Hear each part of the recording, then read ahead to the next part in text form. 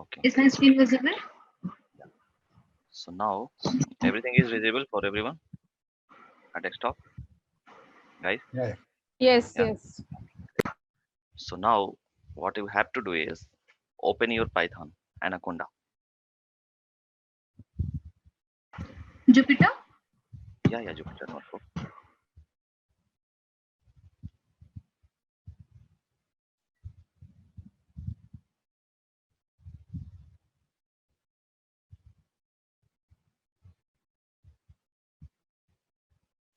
Yeah. Go to any directory where you are coding the time series data.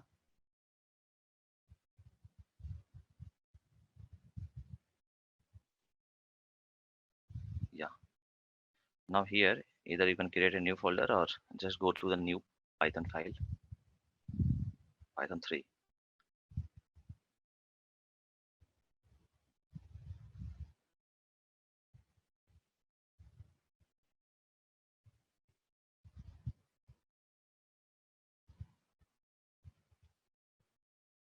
Okay, great.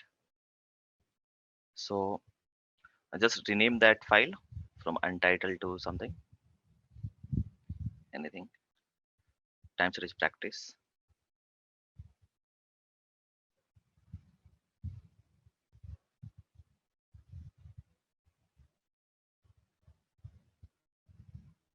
Okay, great. Everyone doing the same? Yes. Anyone else facing any difficulty in opening the Jupyter notebook or anything? Downloading the data? Anyone? Those who have joined new, I'm pinging the data. I'm pinging the file again. Yeah, maybe can you share again? I just Yeah, I have shared. So please download the data from there. Open the Jupyter notebook, download the data, import the data first in the Python. Vivek, what's the name of the data set? It's the same thing. Just click on the link. It's the air pollution.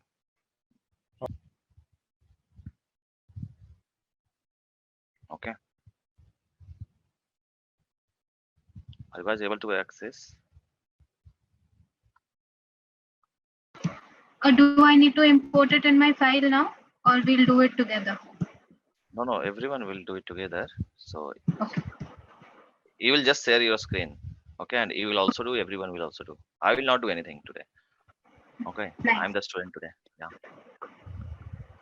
You guys will tell me what to do. Okay. Okay. Done, everyone? Shall we proceed? Yeah. Can you share Yes. the file again? I just joined. Okay. Yeah, it's shared. The chat.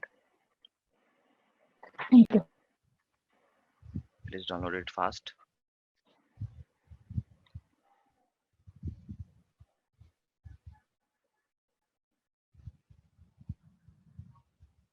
So once you get the data, what do we do? Tell me. You have the data. Yeah. What to do? Dot describe. Just see what is. Import the data first. Yeah. So Import the first data. import the First. data. Yeah, import the data.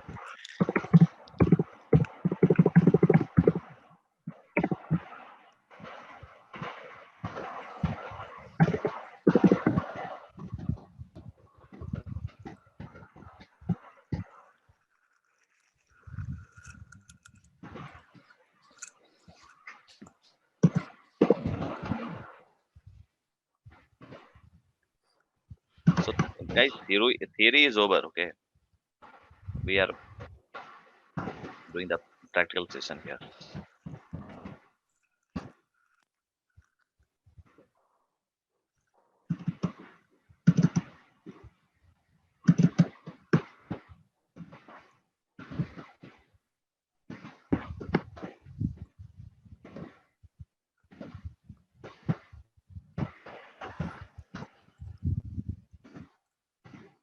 Done.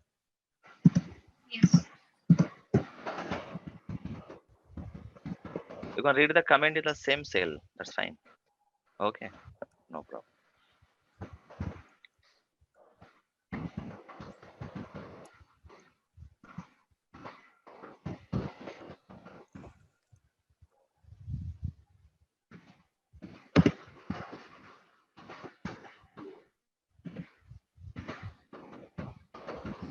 Can you please increase the size of your font?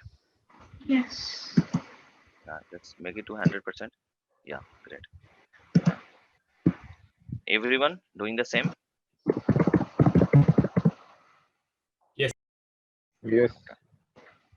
Yes.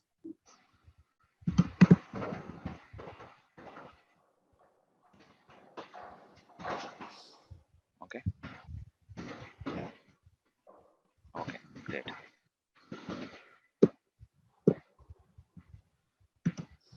Now, what will you do? Tell me.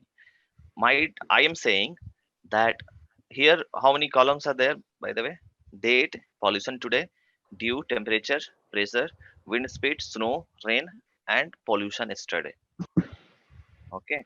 These all are the features in the data given. Okay.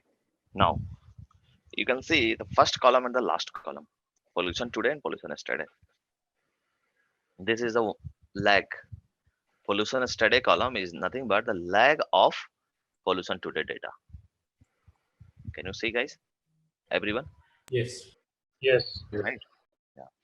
So actually, we are more concerned. First, we will look at the univariate time series here. Okay, univariate time series means how will you forecast the values of pollution today. Okay. Now create one variable in which you will take date and pollution today only. How will you do that?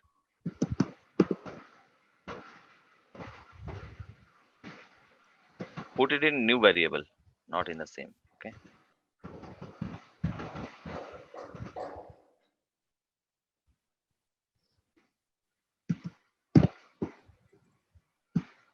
Daytime? Date and pollution today. Rahul, I'm getting an error while trying to import the libraries pandas. Which error you are getting? Tell me.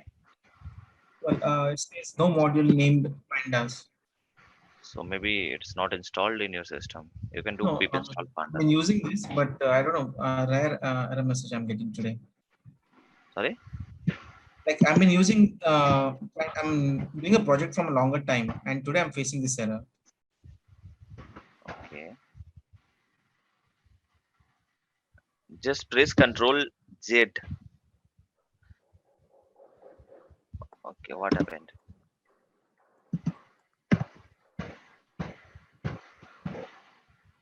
No. This way will not get. Wait.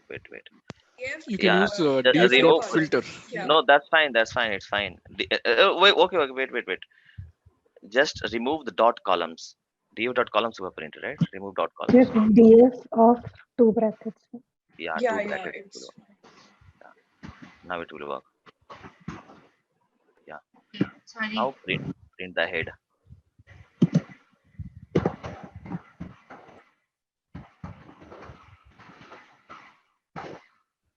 Okay, got it, everyone? Yes. Yeah, so one person was getting some error. Is it resolved or still you are getting error? I'm just restarting my the application. Okay, application, sorry, yeah.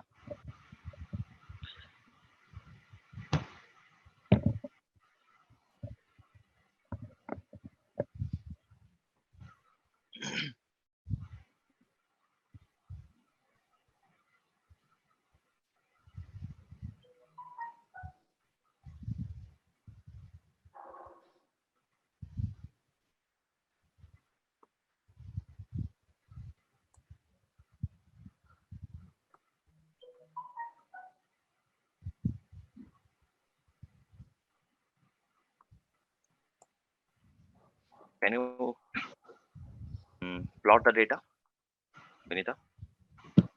Yes. How will you plot it? Plot it.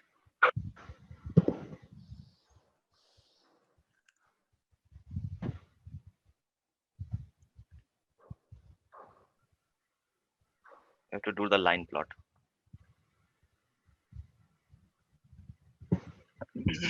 How will you plot?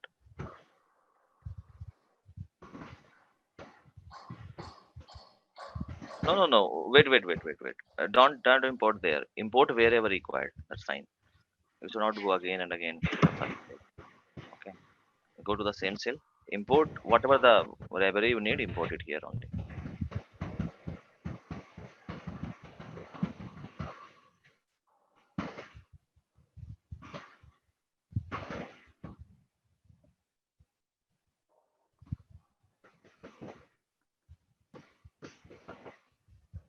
Everyone following the same, guys? Yeah, Yes. Yeah. Okay.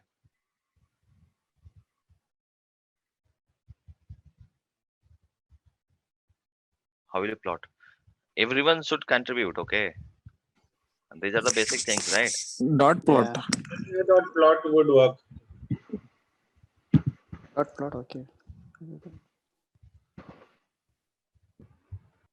It's Bracket. define the Bracket.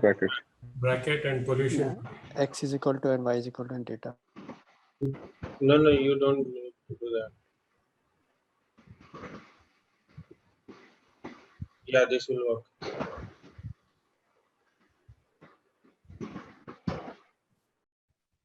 Yeah, done. Great. So now in the x-axis, we have got the index, but instead of index, I want to get the time. How will you get that? The date variable is there, right? I want to get the date here. How will you do that, guys?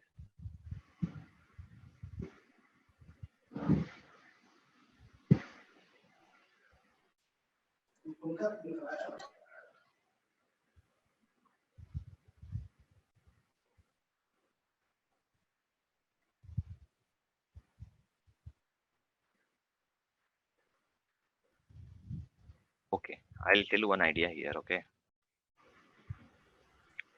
I'm pinging one code.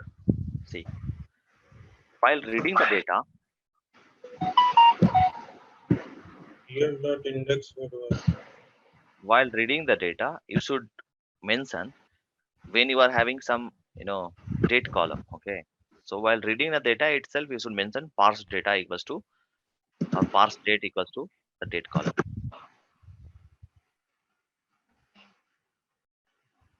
Okay, so you can just copy the second part, parse date equals to date, and you can write it there in the first cell.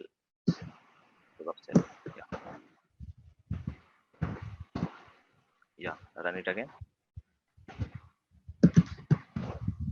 Okay, now in the second cell, you have to tell the Python that what is my index. Got it? What is my index? So that you have to set the index. So df dot set index, right? Df dot set index, not save index, set index, and in bracket you need to give date, bracket in inverted comma, yeah, date, not this one date, the same date, column name, date. Yeah,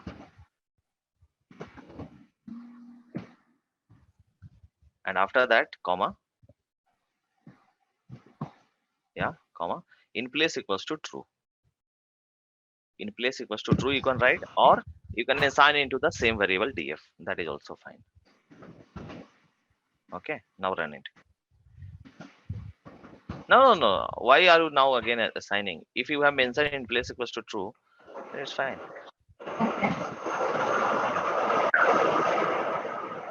Run it. All run. Okay, now check the head. Wait.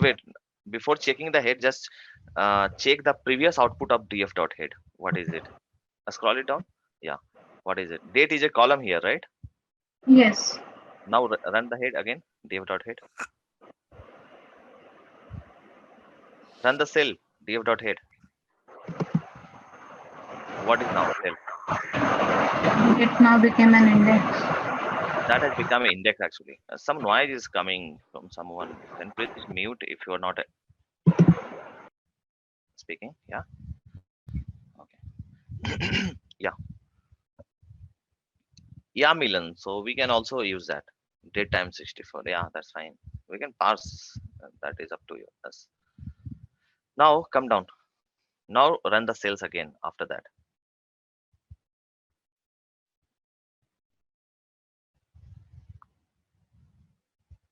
Okay.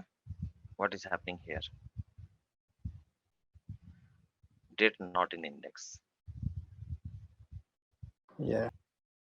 So just So remove date the, is not there. No. Population to the Remove the date. Remove the date. Remove the date. That's it. Date is not an index now. Yeah.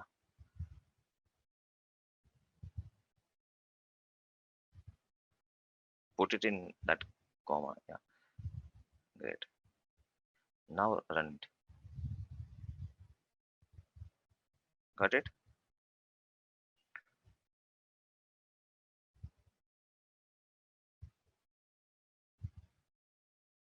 This is df.tail. You cannot match the same thing. You are, yeah, 145, 178 and all. Correct? Yeah. Now plot it.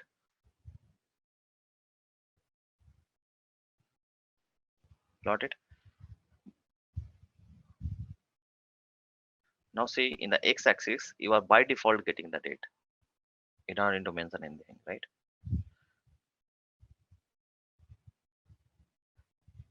Correct? Yes. Yeah. Okay. Great. Vivek, when I'm do this new df.new, right? I'm df underscore new head. I get 0, 1, 2, 3, which is the index, then date, and then pollution date again. So I mean, it must be more related to Python question. 0, 1, 2, 3 is again the internal reference the Python maintains to keep a track of index. Yeah, correct. See, by default, it will create the indexes. Yeah. Okay, 0, 1, 2, starting from 0. But if you want to change the index, if you want to change the index like A, B, C, D, E, F, G, H, Yeah. right? How will you do that? So that was the reset index basically, or set index. Reset index means it will remove. Set index you have to do.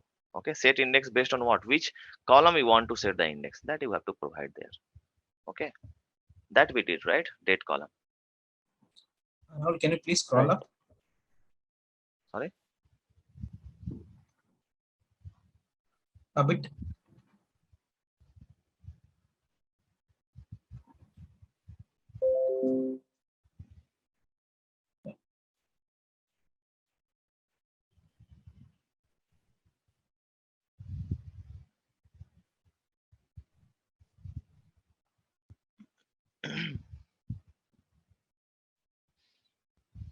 Done.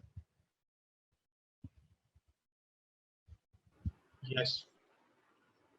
Okay. Yeah. Now tell me, what should we do now here We after can that? see the seasonality in the data. So, Mhm. How will you plot check the the seasonality and all? First of ACF all. and PACF plots. Okay. Before that, can we decompose it? Yes.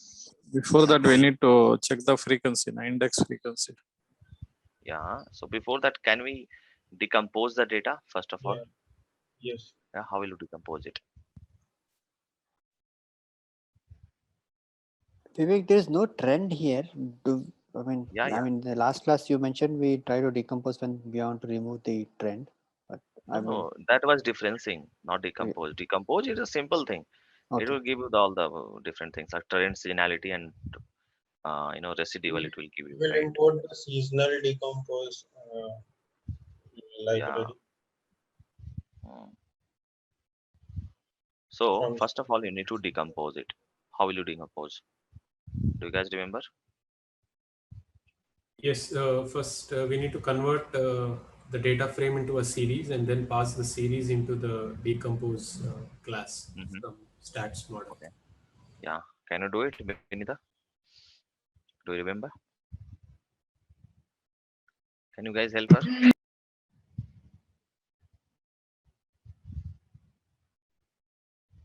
Guys, help her. How to do that? I have shared the last class all the files, right? Including Python file and all. Guys, Yes. everyone, Yes, Vivek. Yes. did you get a chance to look at that? Yes. Yes. Yeah. Yes. Okay. So please help her. No. From stats models dot TSA. Can I just copy paste the? Yeah, you can do that. So You can use this, Benita. instead of copy pasting, Vinita, you can just try it writing out. Okay, that will help you. When you copy paste, you will not remember it again. Dot TSA dot seasonal. Okay. Yeah. Seasonal import seasonal decompose.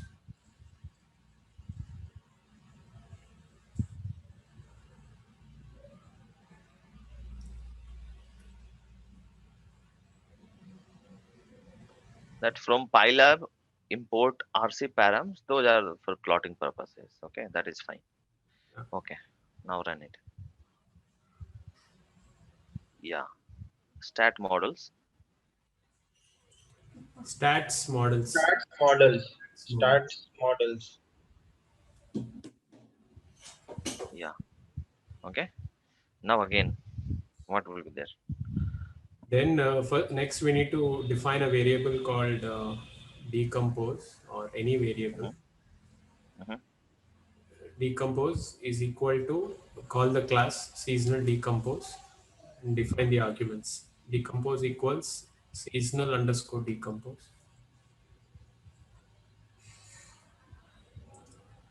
So before defining the arguments, we need to convert the pollution data into a series.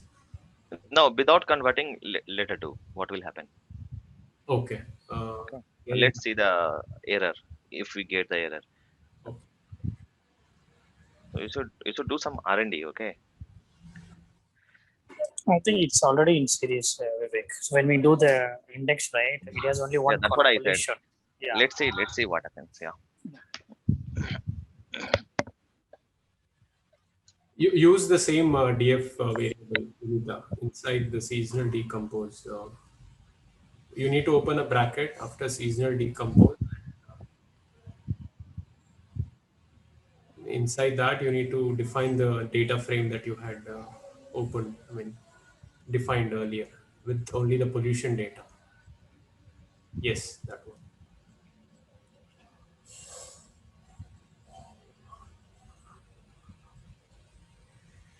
No, df underscore new itself is a variable, right? So you don't have to define that again. Then comma, model equals.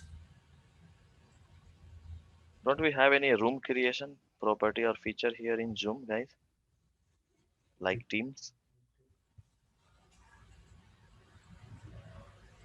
Multiplicator.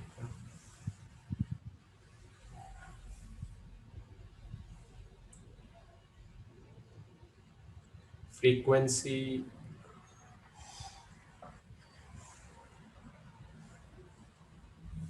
FREQ freak is equal to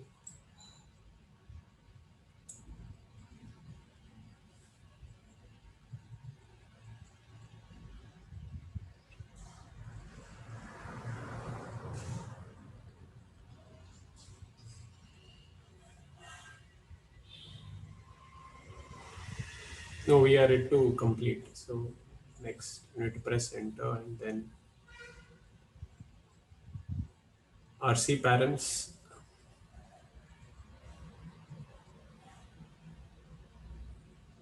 Open a square bracket, inverted comma, figure dot fix size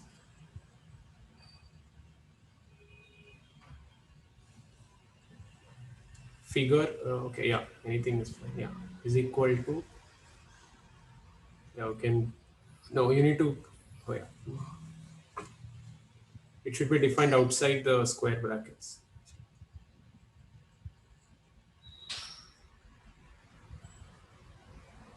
10 comma 5. You don't need to define it as a tuple. You just delete the round brackets.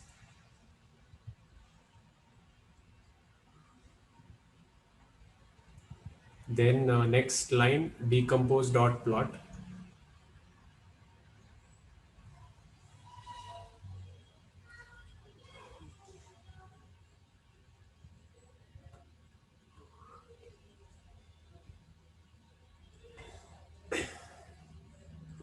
No, we are ready to finish. So plot PLOT plot, not PLT. PLOT plot, round brackets, open and close. Next line.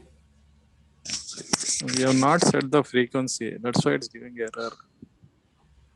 Yeah, frequency you can change it to 12 or something. It's not empty. No. Yeah.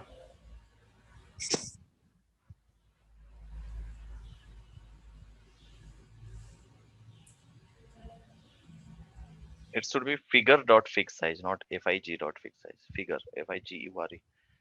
Yeah.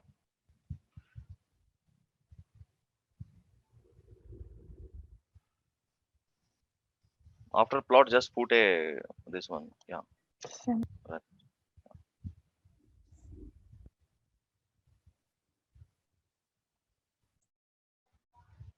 Now tell me what is happening here. Is there any trend in the data, guys? Yes or no? No, No. No. it's almost flat. Okay. Seasonality is there or not? Yes, very strong. Okay. No. Residual is there. Yes. Seasonality. Who said seasonality is not there? Okay. Come down. Sorry, go up little bit. Yeah. Okay. So here decompose equal to seasonal decompose df new, model equals to multiplicative, frequency equals to 12. Okay, so how did you select the frequency? My question. This is The early yearly. data, so we have 12 months data, so that's why. Is it monthly data? Frequency. Yearly data and each year had 12 months and seasonality. No. These daily data. You have to take date, I think. So 365 or something. You need to decide what is your frequency. First you need to check what is the frequency in the data. Frequency you have to take date. Remove the frequency. Vinita, check it. What is happening? Yeah, plot it. Yeah. What is happening now?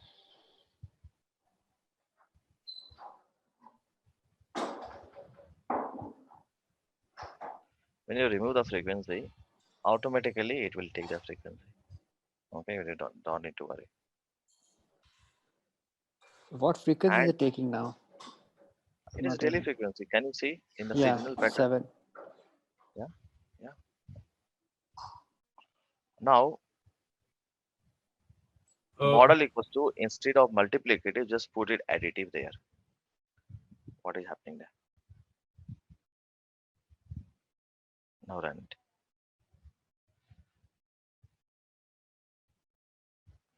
Now check. Which one is good? Tell me now. You need to decide.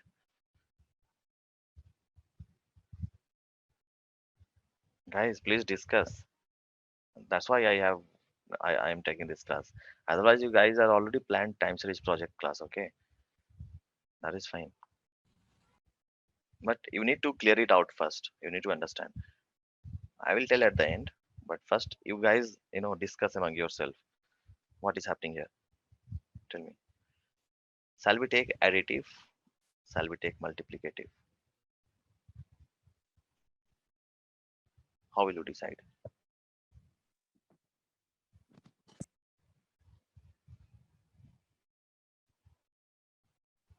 So if we Speak see out. the residual, it's more or less concentrated around 0 in additive, whereas in multiplicative, it's more of dispersed all around the axis, y-axis.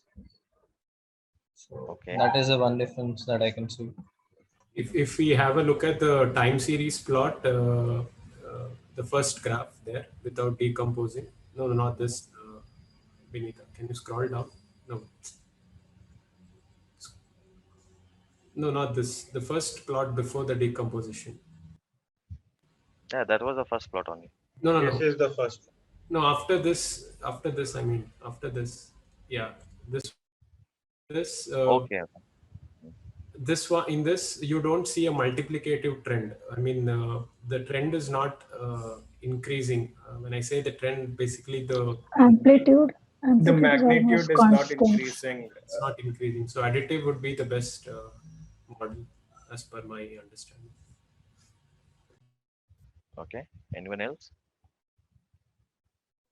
I don't know. I mean, when we draw the multiplicative plot, we see that the residual error is between 0 to 2.5, and when you do the additive, it's 0 to 50. Is that should that be a consideration? No, that is residual. Just Okay, it's a forget about the representation, right? residual. Yeah, forget about the residual. That is residual. Okay. Now look at the original plot, the first one. Okay. So here, no, no, not this first one. Here only, we have already decomposed Benita, so we don't need to go again and get there. Okay. So here, if you check the seasonality is, a kind of, it is not increasing, too much. Can you see here? Seasonality. This multiplicative and additive is basically taken with respect to seasonality, not with respect to trend. First of all, okay. So when you have seasonal, multiplicative seasonality, or when you have additive seasonality, you need to look at the plot first. Okay. Whenever you are seeing that there is some additive seasonality, you need to give it model equals to additive. Whenever you are seeing that there is multiplicative seasonality, you need to give it multiplicative. Clear? Yeah. Okay. Sorry, Vivek, Now, I So missed it. Vivek, yeah, I How do missed we it. come So to that conclusion, like additive or multiplicative versus non-negative? okay. So On seeing the graph, we can see that if the seasonality is actually increasing or not. But here it is we see, multiplicative or not? How to yeah, check whether it is multiplicative or not? if it is increasing, it is multiplicative. It is if For the every season. period, for every season, the value of the seasonal component will be getting larger and larger, getting more and more, right? Yes. Correct. So, okay, here it was more like constant, so we are saying it is additive, Yeah, right? yeah, correct. Yeah. okay. Yes. Okay, cool. Are we good, everyone? Yes. Yes. Okay. Now after that, what shall we do? Tell me. After this.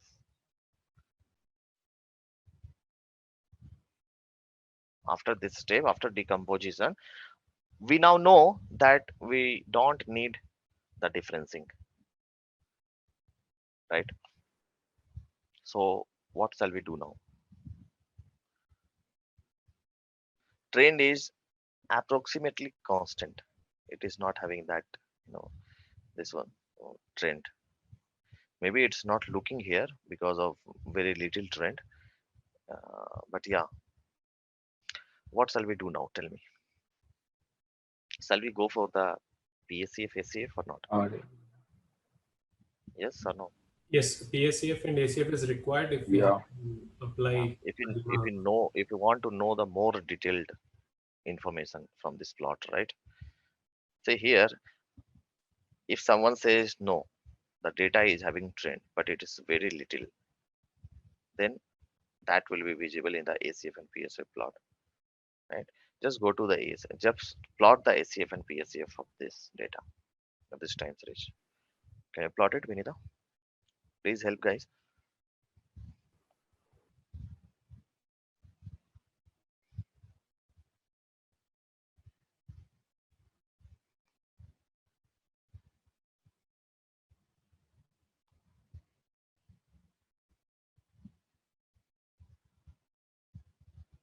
That's fine. Remove it. I mean,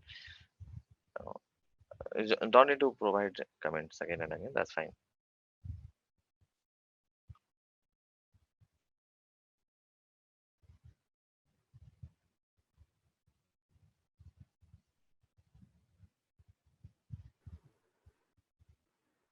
But Vivek, seasonality can be used to remove. Sorry, differencing could be used to remove seasonality as Trend, well, right? trend, not seasonality, trend. Seasonal differencing, yeah, definitely. So differencing, if you are saying simple differencing, we can use for remove the trend, Yes, and yes. seasonal difference we can use to remove the seasonality. Yeah. Okay. Right, right. That's what I was talking. So we could do Yeah, here please help her. differencing, right? Because seasonality is there. Yeah, yeah. We'll see what we can do. Yeah. Thing from graphics, we need a stats model dot graphics.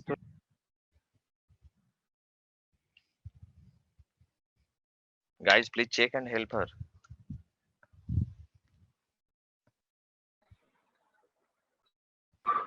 I think I just copy pasted one.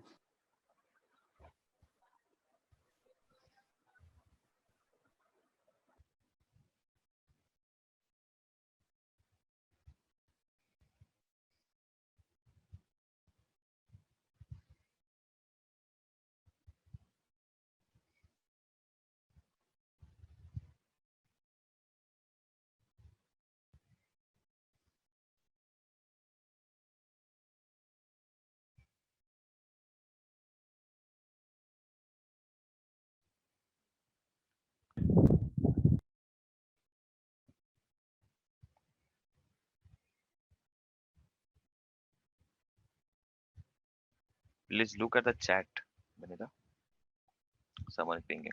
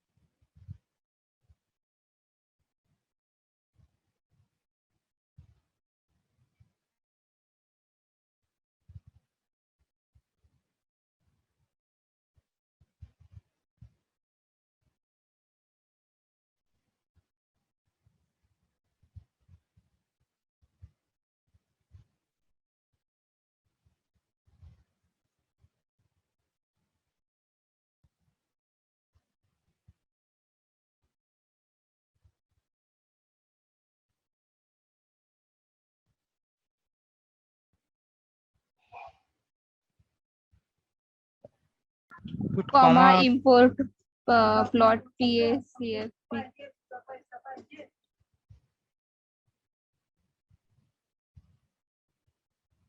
No, no, no, not Just plot import, just plot PSEF. PACF. Wow.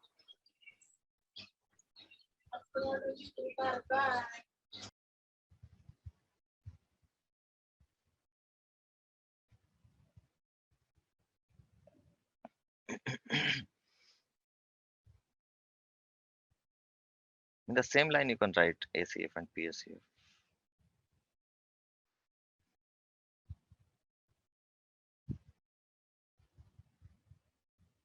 In line 737, put comma and paste. Put plot underscore PACF. PACF, yes. Run it again.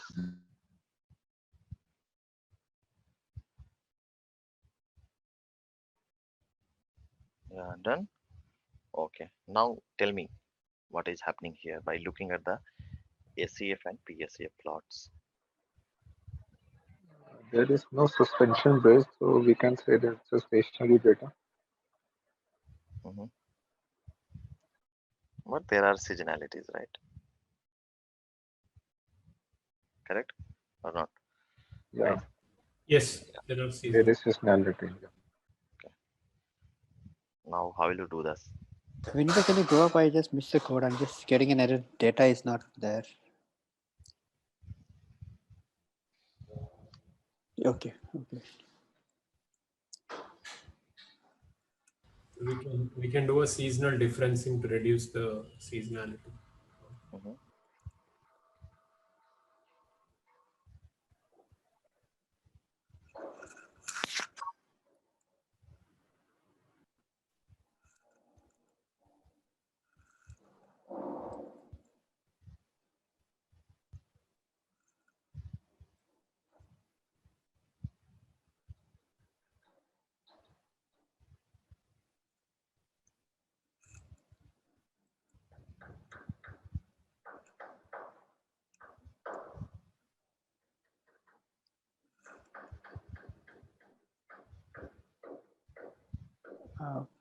Nita, can you share the screen, please?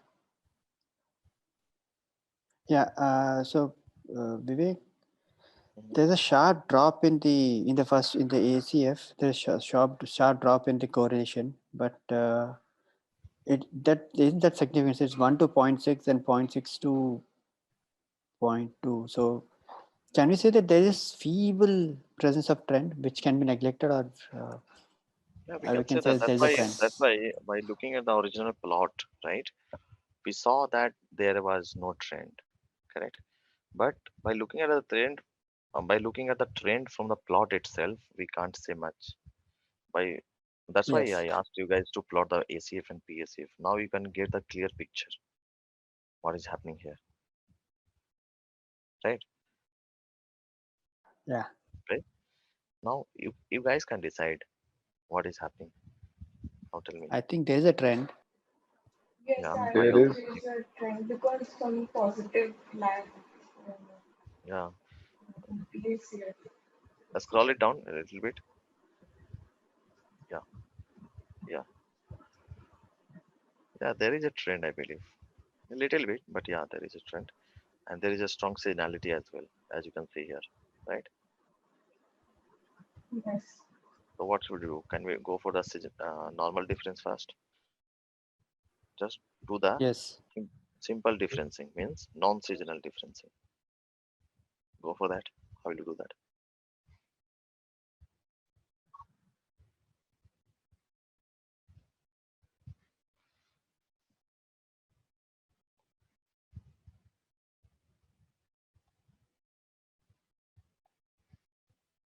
Guys, help.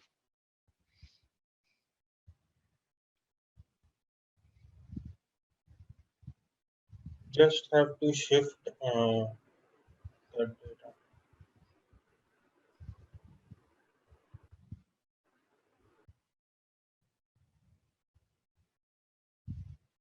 Normal differencing you would shift by 1.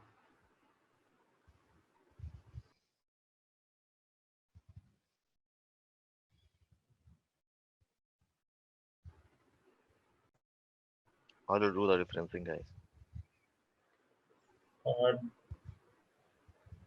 No, I you have to shift the data to find the differencing. So maybe create a new column uh, named normal differencing, and then based on differentiate. that you could like shift the cells and subtract the original minus the shift -1. Previous So one, yeah. create a new column in the same data frame, or maybe different, that would work. Yeah, and there you could like mm, the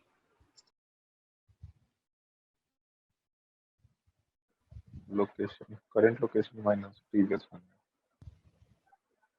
I think I would have, current There's a what function. the pollution column was that there, yeah, minus the whatever the pollution column was there, minus the same column shift 1.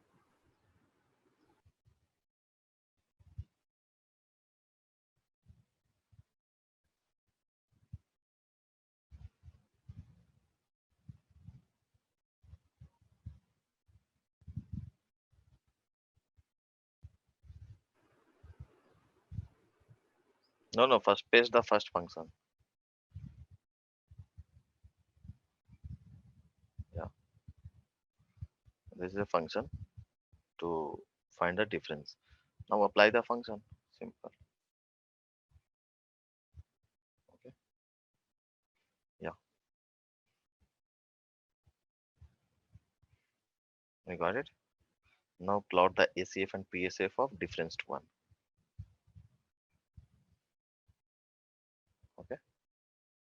Do it. Vinita.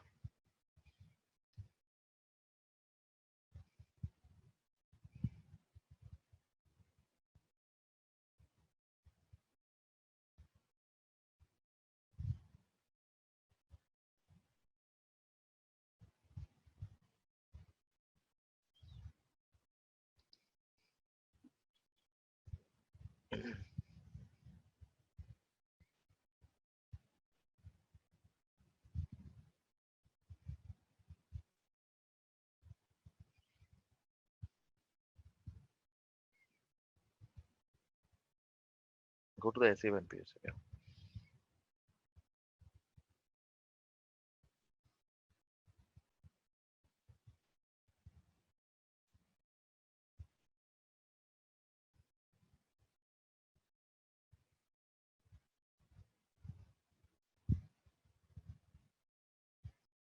Got it?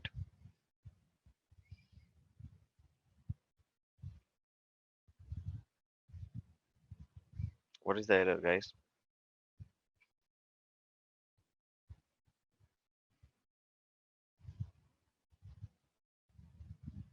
Can you go up? Right. I'm getting some error. Sorry, when I'm running this function, it gives me key error 1. I don't get that. Same for me. I'm getting Yeah, error me key. too getting same error. For I and agent, let's.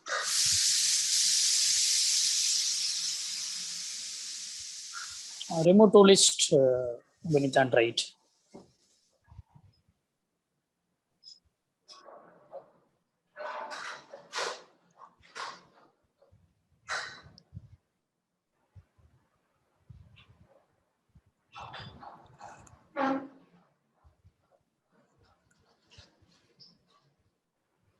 Now, what is your observation, guys? Here, trend is removed, but seasonality, strong seasonality is there. Can you see here in the ACF and PSF plots? Sorry, Vivek, I'm lost in the previous step. I'm not able to get this create the difference model. So can you help me? Just if you can go up, Difference please. model means When we run that function, df1 is not working for me. Def1 is difference of df mu. Gives me an error, key error 1. Yeah, I'm also getting clear. Same here. okay. Go up a little bit up. Yeah, here. Wait. Yeah. No. The function, difference function. Yeah. Are you writing in the same way? Yes, same. Then running the function, you will not get the error, right? Yeah, running the function not giving the error. When we are passing the first. While plotting here, we are Okay. So see, here the thing is, are you using the same code? Difference, and after that, data Yeah. frame and interval equals to 1. Okay. What error you are getting? The error I'm getting is key error 1. yeah, same. Okay. Can you change it to list dot to list? Check it.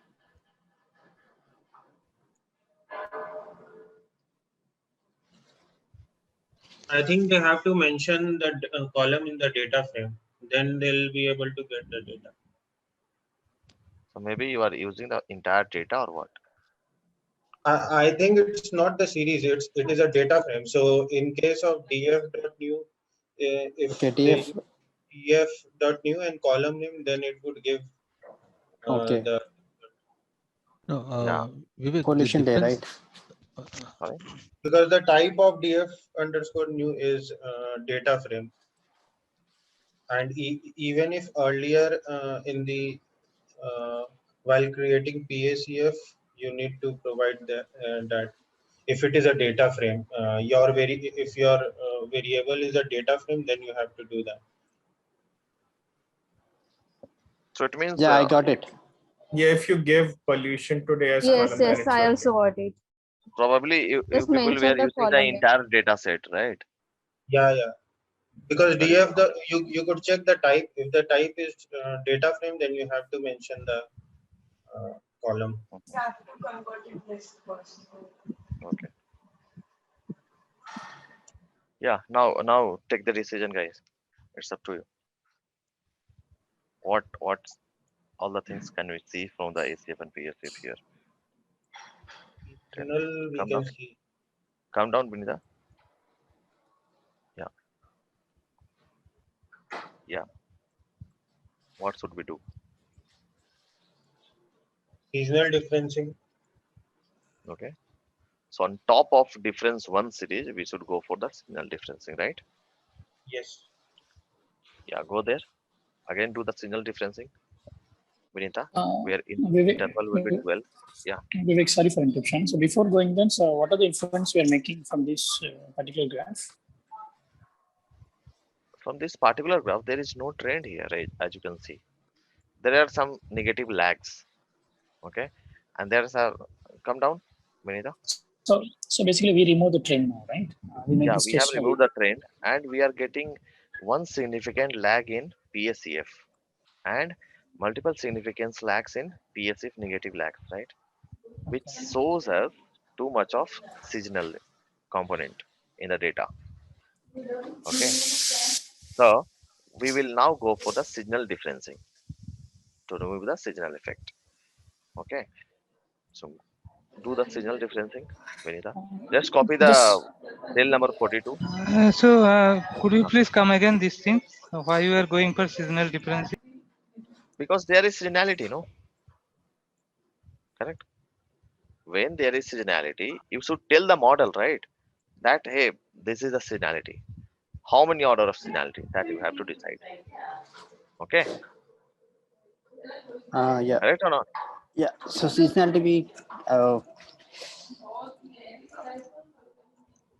No, 1 second, 1 second. Interval equals to 12. Interval 12.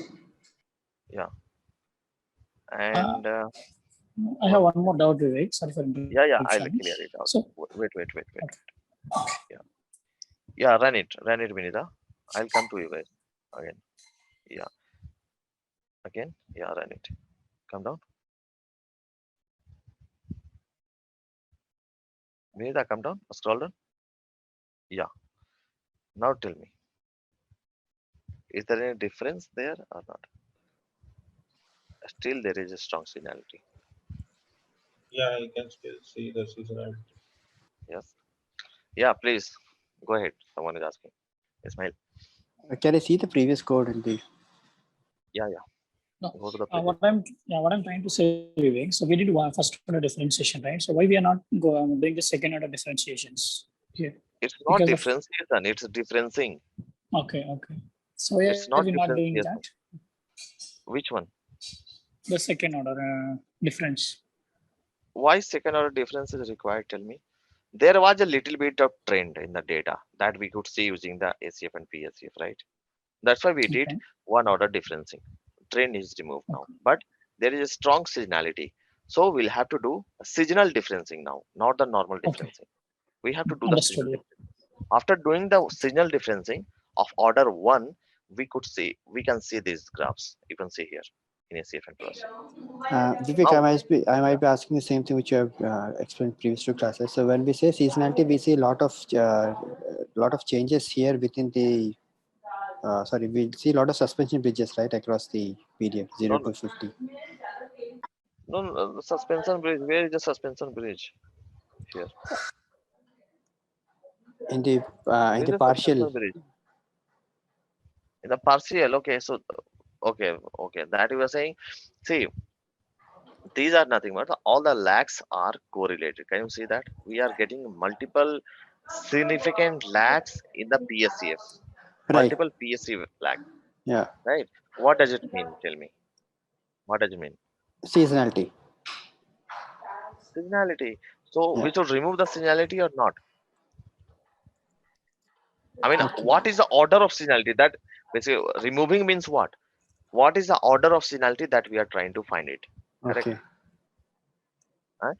Then now when we see the order of seasonality, it means we should tell the model, we should tell the ARMA model that hey, I am giving you the data set and I'm telling you this is the order of differencing. Normal differencing you should require.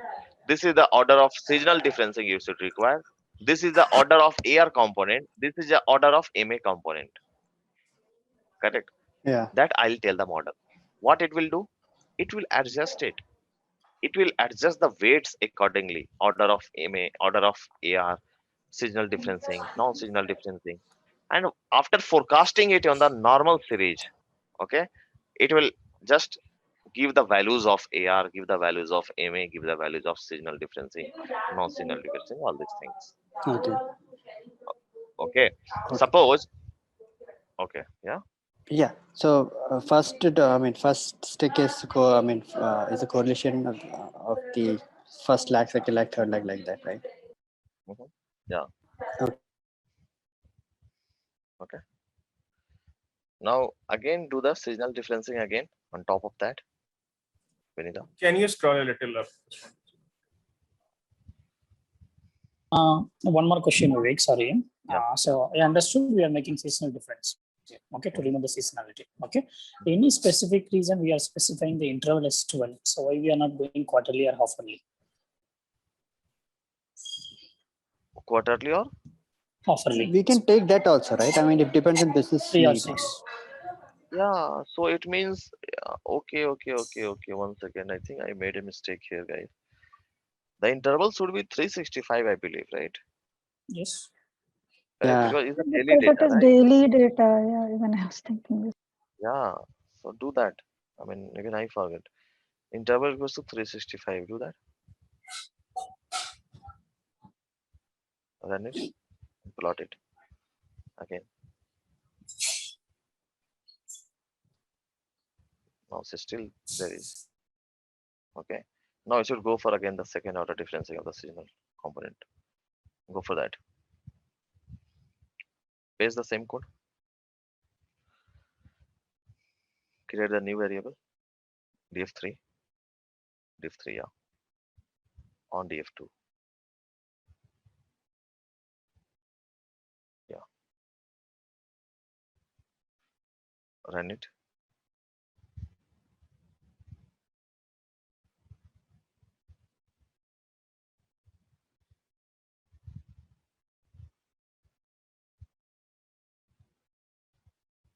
Again it is there.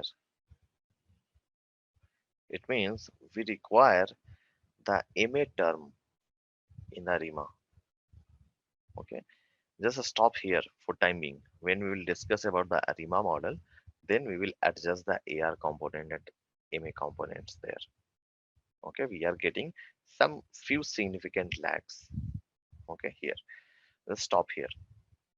Now after that, suppose I want to see in halt winter method, we don't need to impute anything here there. Correct or not, guys?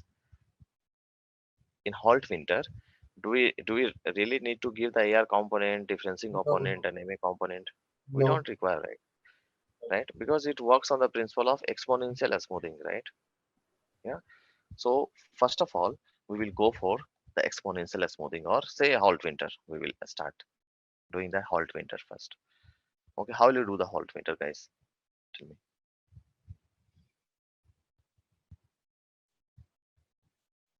How will you do the halt winter?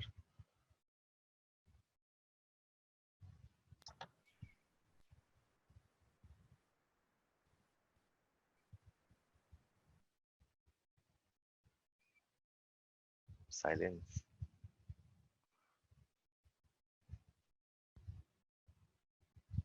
Thing is related to smoothing. We have to do smoothing, exponential smoothing. Not sure. Okay. Can you guys apply the halt winter method there, as I had shown you in the last class? Yeah, it is something with non-linear regression, right? You're trying to fit that curve. No, no, halt winter I'm saying, not that method. Halt winter. Can you open the last class, Vinita? You have stopped sharing or what, Vinita?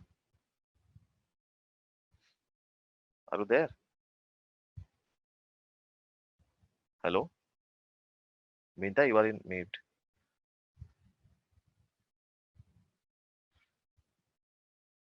Say disconnected or what? Say is there. Hello, Vinita, are you there?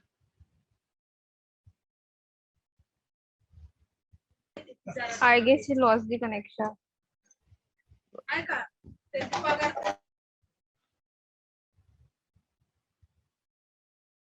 Oh my god.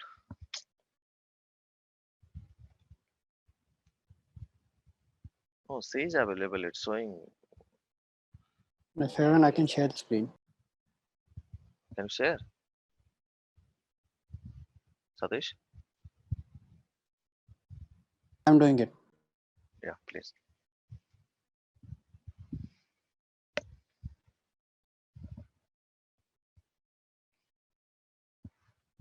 It says disabled. Can you?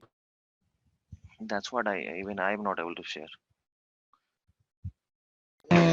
She has to release, otherwise Yeah, anyone cannot share. yeah, exactly. Yeah, it has come to me now. Okay, wait. Wants to share? Satish, right? Hello? Satish, are you there? Yes, yes, Vivek. So I'm trying to. It says host has disabled participant screen sharing. Yeah, now you'll be able to share. I made you the Okay. host. Yeah, I'm doing it.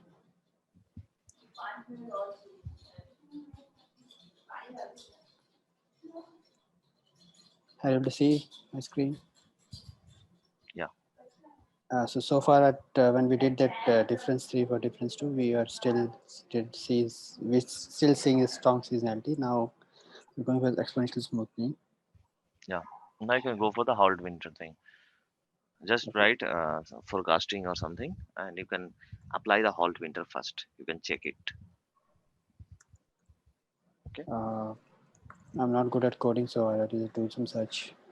Guys, please help him.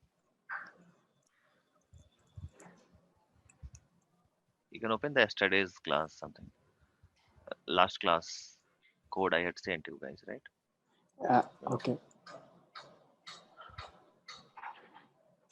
I think I don't have that as well.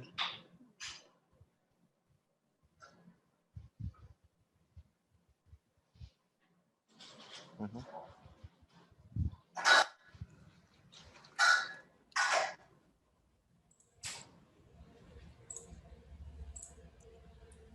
Let me download that first, please.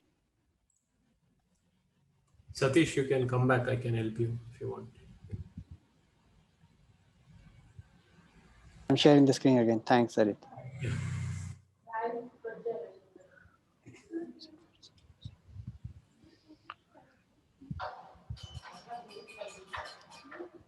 Yeah, I'm sharing it. Yes.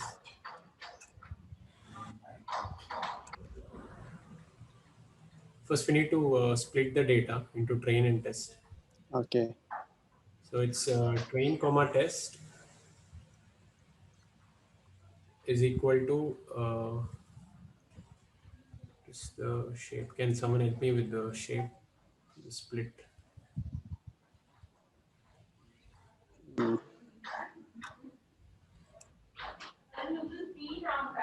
Have you determined the shape in the beginning, Satish, of the data frame? Yeah, data frame shape is same. DF dot new water is 8. The time series. 1825 now. Yeah. No. He's Just asking. do df underscore new dot shape. Can you just do Yeah. that? df underscore new dot shape. No. Before a splitting. Before a splitting. Before the splitting, Satish. Just add a cell. Yeah. Okay. df new dot shape. Yeah, I think 1825. Dot shape. Yeah. So sorry, 8020. No. Not this. Just hit enter. Remove the bracket. Remove the bracket. Yeah, hit enter. Done. Okay, 1825. So what is the 80% of the data? 1825 or 90%? 80% it's coming as 1460, Okay. right? So Yeah. 1460 you can keep it for training, testing. right? Yeah. So you can type. And rest 365 you can keep it for testing. It means 1460 divided by 365 if you do, it will come around 4 years. Total 5-year data has been given, right? Yeah. So 4 year you can keep it for training, and 1 year you can keep it for testing. Right. It's Right? actually coming to 365. The difference 1825 by 1460. Yeah, correct. Okay. So 1460 data point you have to keep it for training. How will you do that? Train comma. Okay. Mohammed has given the code. You can just copy paste.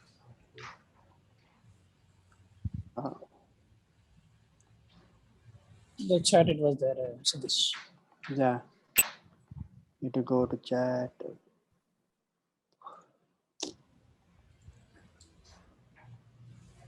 Thanks. This is very helpful. this way of doing things.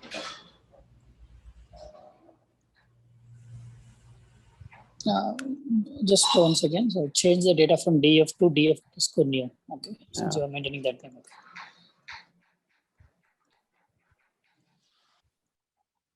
Okay.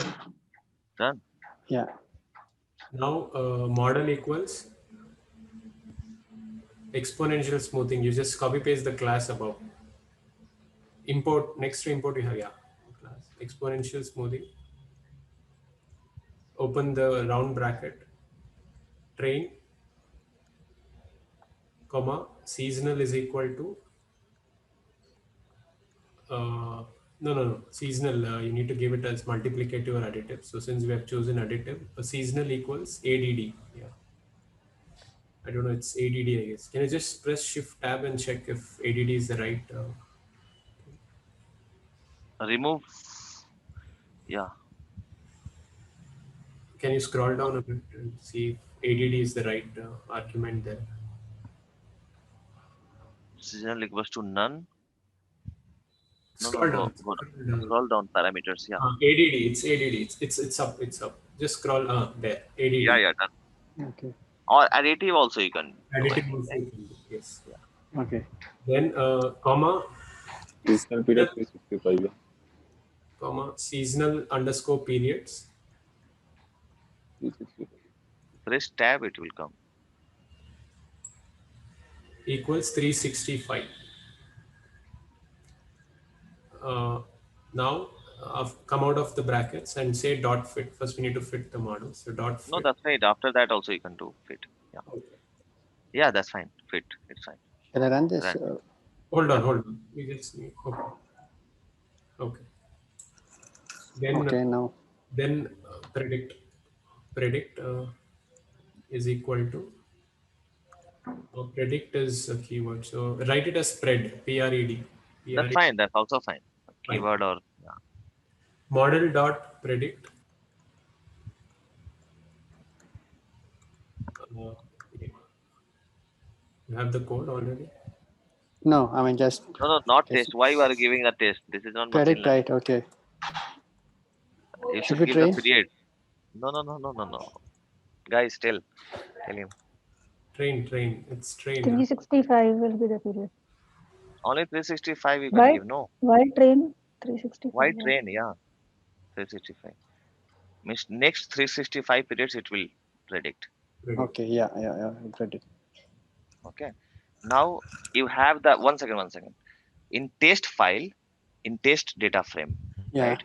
You have the original data for 365. Just check test.sep. Just do test.sep. Test.sep. Yeah. Yeah. 365. 365. Just do pred.sep. Sorry? Pred.sep. Yeah. Hit enter. Press control and enter, it will work. Why it is coming 1095, guys? Shape 1095, 365.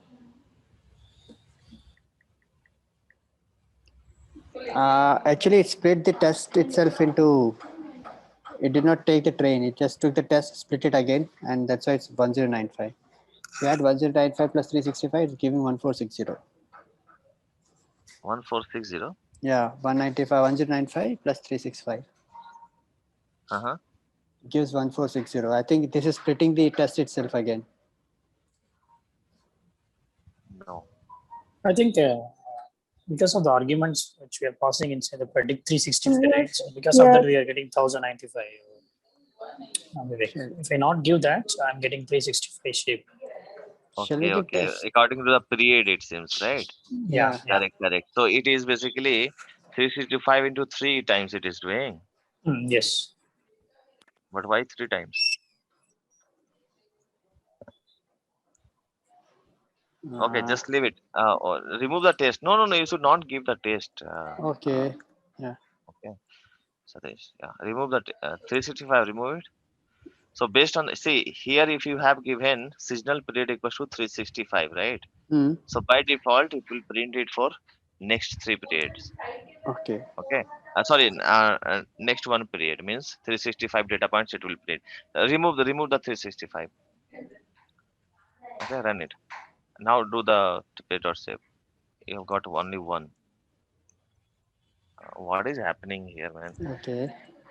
Uh, Why it is behaving like that?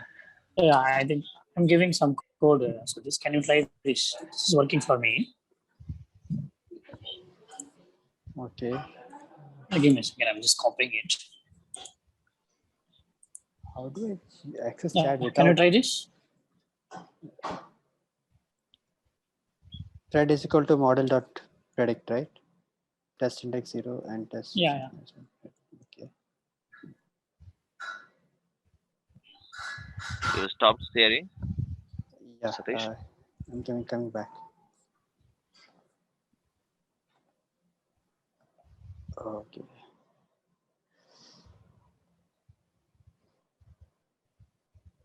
Can you see my screen now? Yeah.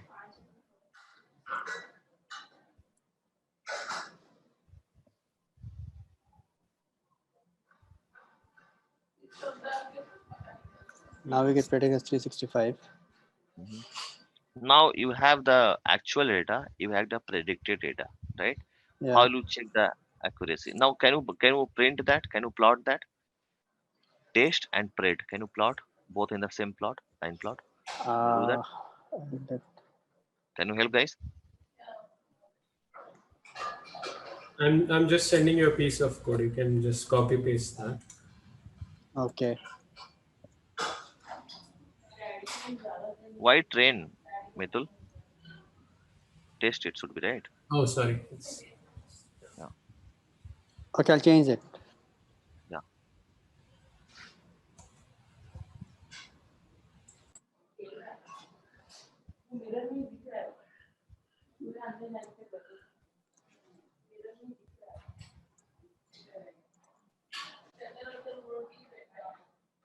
Okay. Okay. Should we Okay. test? I think just remove the first line. So I think that should Okay. Remove the first line itself. Yeah. And label equals to test and label equals to halt winters or parade, whatever. Yeah, that's fine. Run it. Run it. It will work. Yeah. Now check it. Where there's a sharp increase, it's liking, but it's overall. I mean, where this sharp change, it is failing to predict that. I mean, yeah, when there is some error, more error or Yeah. more irregularities in the data, it is not able to capture that. And definitely it will not capture because irregularities are, those are the irregularities only, right? Right. So this Okay. is good enough. And some offset is also there, right? In terms Offset of where? where the peak occurs. Yeah. Right. There's a clear offset. Mm-hmm. Multiple places. Yeah. It will be there because, see, this is not like the best model, right? No, of course. I'm just making an observation. Yeah. Let's test. But at least it is able to capture the seasonality and capture the trend as well, right? Can you see that? Yep. Yeah. It is very nicely able to capture those things, little patterns in the data. But yeah, definitely there are offsets. There are because of the irregularities, right? So those will not be captured here. Okay. Now we will move to some different kind of model, some different models. Okay, we'll see that Okay. now on. Okay. Can you try Autoarima? Yeah. First, let's try Arima. After that, we will do Autoarima. Today we will. I will more focus on Autoarima only. Okay. No worries.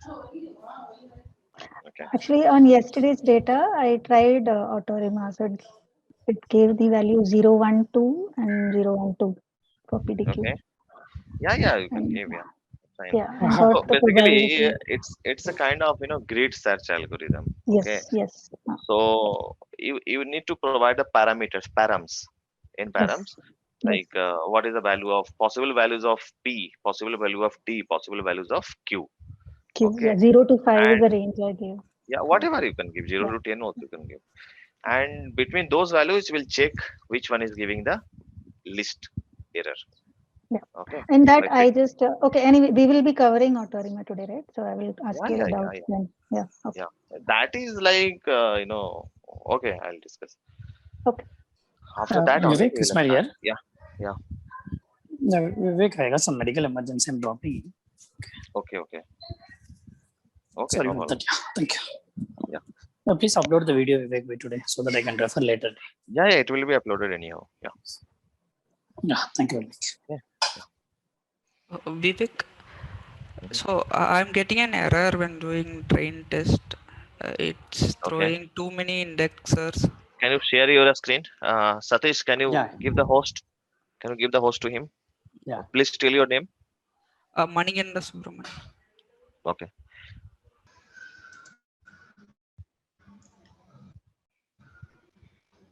Great. So this time So is it we will. visible? Yeah, yeah, yeah. It's visible. So this time we will try to uh, use it by using Autoarima mainly. Majorly, I'll focus on Autoarima. Okay. So tell me, guys.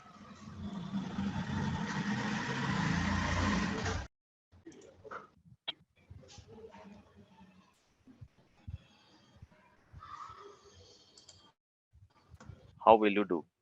Tell me. That's a question.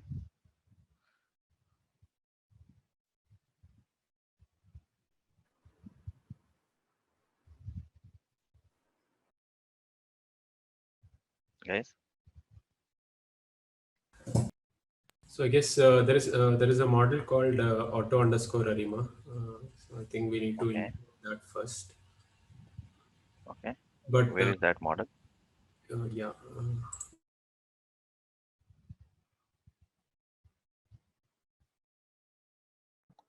I'll have to install that package PMD Arima.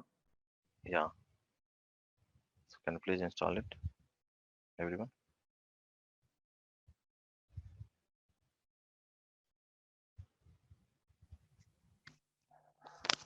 So Vivek, can you repeat it? Which So it's just PMD Arima or something PMD else? Arima.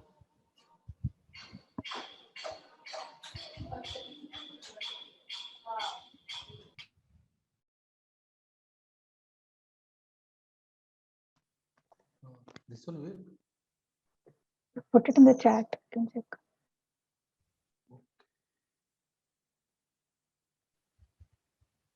Yeah.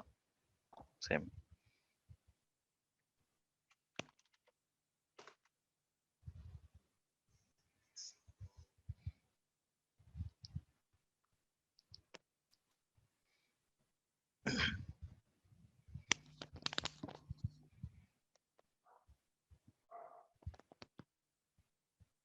For this to work, we have to close the all windows.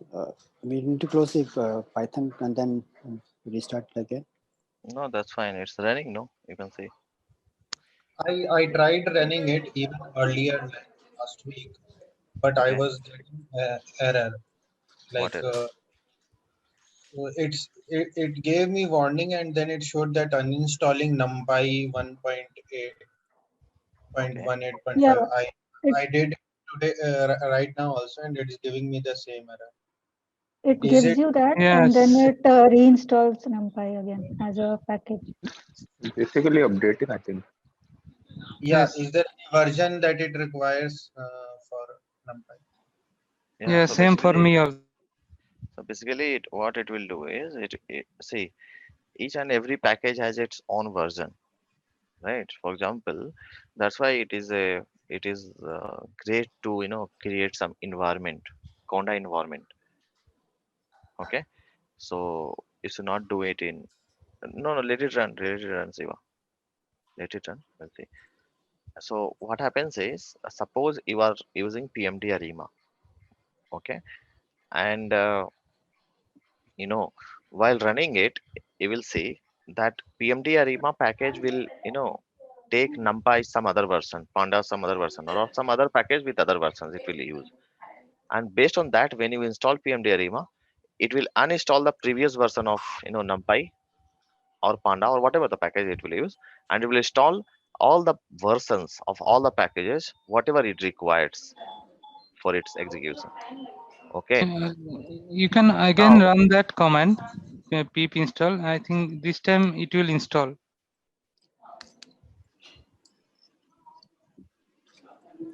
Okay, do you want me to rerun? Actually, it's in progress. first stop it and run it.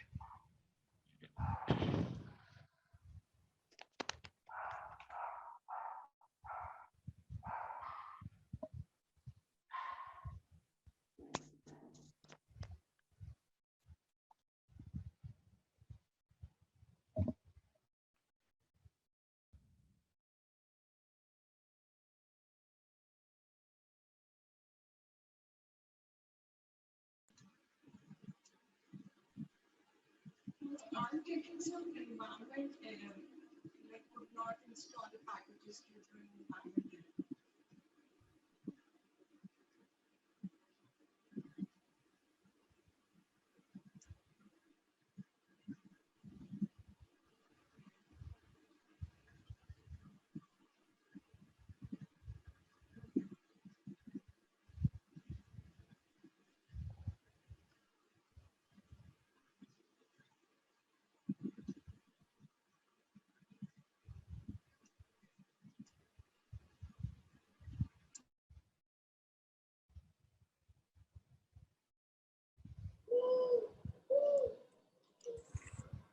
So Yeah, Vivek, I could install that. Okay. Who? Satish, now I got the same error warnings that uninstalling NumPy and then reinstall NumPy. Mm-hmm. And Okay. installation is done. So from that, once I run the command, it is executed. Mm-hmm. Okay. So are you able to do that or not? Yeah. Okay.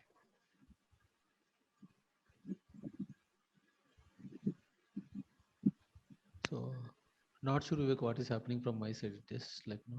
Does it take this much time really? No, it's to not take Okay. I think that now it is done. problem. Who is able to do that? Satish, right?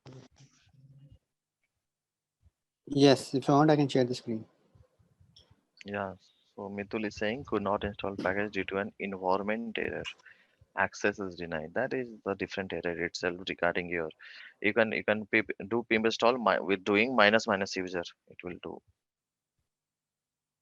Okay. Okay. Here, Vivek, here. You mean here? No, while installing in this Anaconda prompt, Okay. some people are getting access denied. Yes, the access in the warning Yeah. it says that you can use dash Yeah. dash use. So Then it will.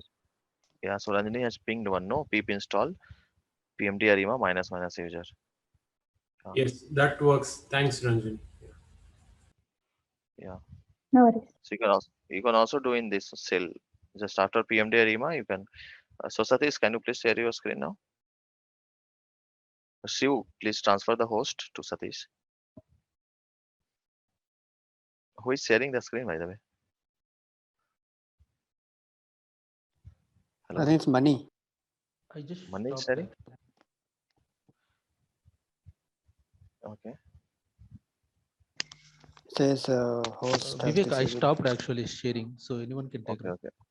No. Shiva, you have to transfer the host. Just go to Satish, more, and after that you can make the host. Okay. Done? In the participants. Go to participants. Yeah, I'm trying that only. Okay.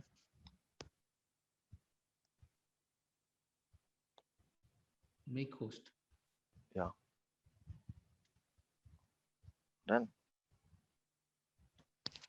It's done, Vivek. Yeah. Satish, you can say now. It still says host disabled participant screen sharing screen. Okay. Not able to do that, Satish? Wait a minute. No, it still says host disabled participant screen sharing.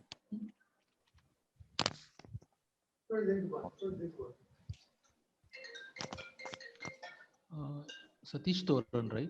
Yeah. Yeah, I just make a host. And do you want to change the host to Satish Toran? I said yes.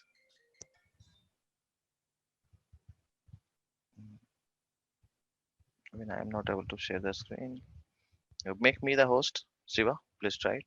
Making me the host. Okay.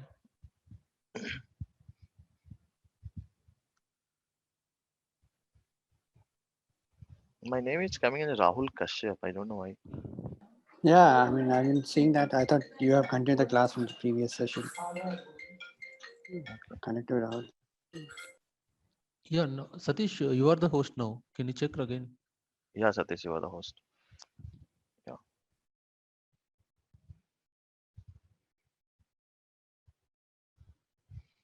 Is it done for all, guys? Or Yes, yes. okay, great. Now, can you guys use this Autoarima functionality?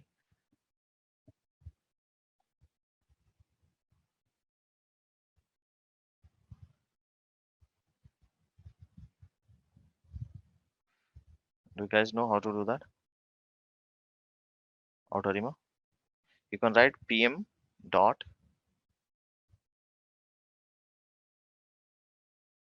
No, some function, say auto model, Autoarima equals to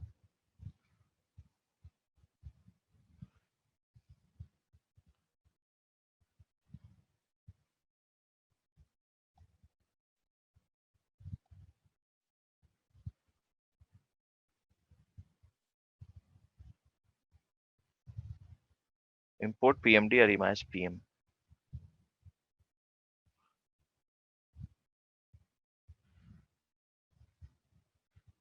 PMD arima as PM. Yeah. And after that, run it. In the next shell, you just type this one.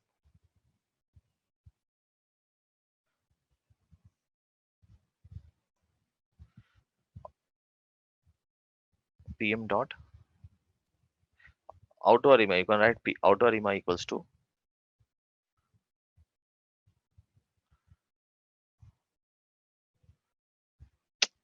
no. Autoarima, some variable you can take. Autoarima equals to PM dot Autoarima. Just press auto under, just press auto after the tab. It should show. Yeah, okay, no problem. Autoarima. Yeah, under that you can pass the training file.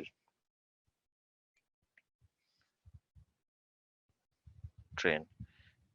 Yeah. Okay. You can also write seasonal equals to true.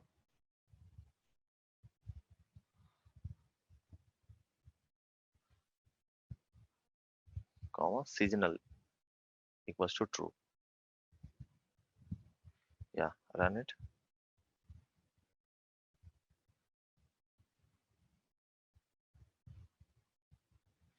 Yeah, done.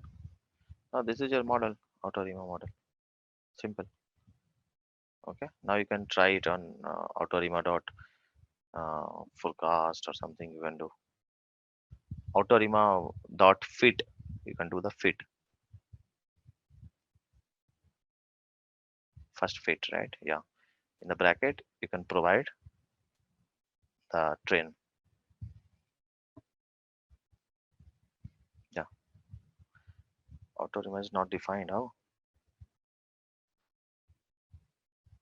You don't have to do a fit, is what I found, because you're already passing the train. Yeah. in the You can middle. remove the train from the above one. That's fine. Okay. So you can see here that while fitting, it has found the order of, you can see here the differencing in 0. Can you see? Yes. Yes. Differencing is 0. It means it is saying that no differencing is required, means no trend is there. So it is not assuming the trend. Now order of AR component and order of MA component, it is giving as 1. Now this is a model, Autoarima. After that, you can just predict that, right? Just predict that. How will you do that? Autoarima dot this model name dot predict. Run it. Yeah. 1, 2, 3, 4, 5, 6, 7, 8, 9, 10. By default, it is predicting for 10 data points. Next 10 data points. Okay. Now you can check in the predict function. Also, you can try providing this one 365 or something.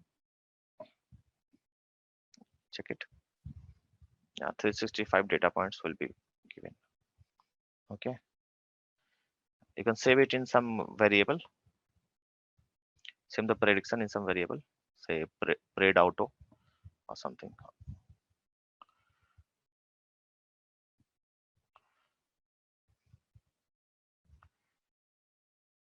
Yeah. And after that, you have the test file, right? You just plot it, compare that, like we did previously, right?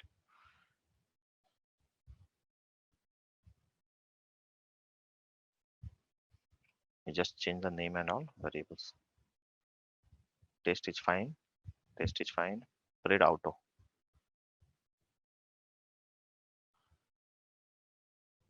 Label equals to, you can give Autoarima.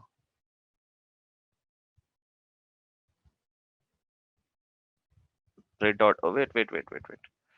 Test dot index and pred auto dot index. Or you can remove the X component. That's fine. That's also fine. Okay. Yeah, run it. What happened? Something is wrong. NumPy array object has no attribute index. Okay, remove the index from both. Remove it.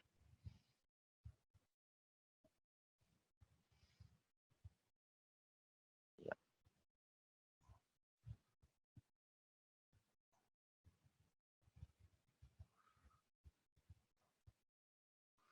What is happening here?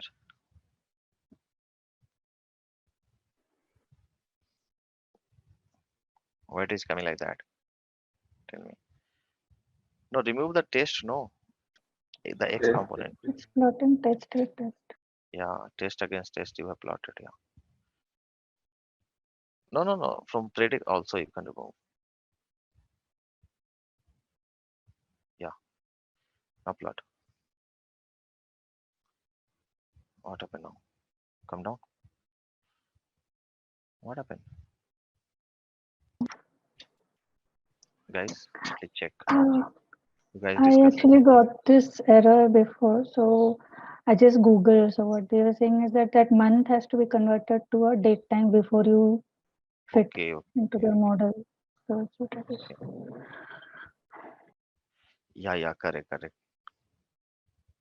Or you can provide in the, what you can do while predicting, you provide in the series, and in the series you can create a day wise thing.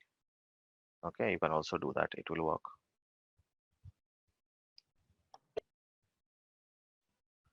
Okay, can you suggest something? Vinita is there, or who is talking? Silpa? Ranjini, okay. Yeah, Ranjini.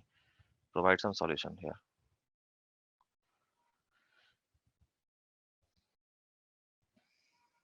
Yeah, tell Satish how to do. So in the data itself, where you're reading, you can just change that month to date time. Like that. You can read the data again, that's fine. You read Yeah, the data again here. Just create a new shell and read the data. That's fine.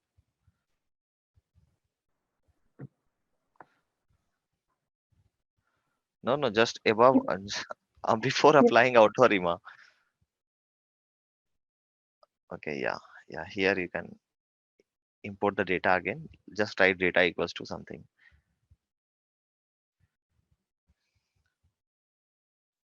df new is already created. Just write data. No, what is the problem? Data, yeah. Data equals to pd.read csv. Yeah, Ranjani, tell him what to do. Yeah, was that airport full CSV, the name of the file? Small. It should be small. You can just copy paste. Yeah, just copy paste that whole.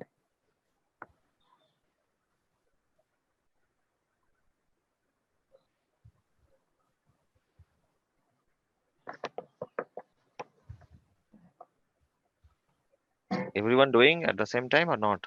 If you guys do, it will be a good practice. That's why I'm doing this session. Yeah. Okay. Run this.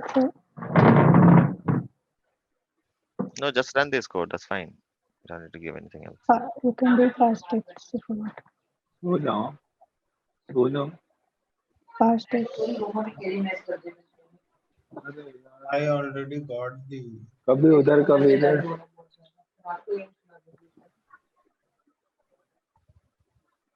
Pass underscore dates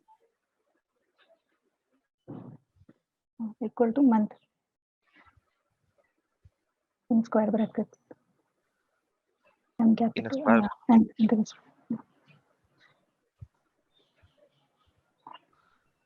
With quotes.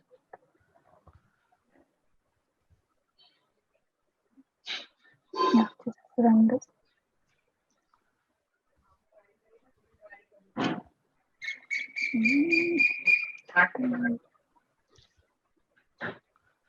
Trend.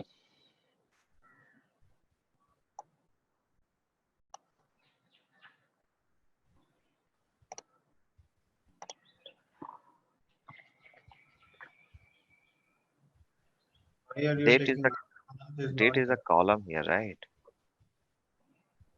Oh yeah, yeah. It's date. Sorry, small date. It should not be month. Yeah.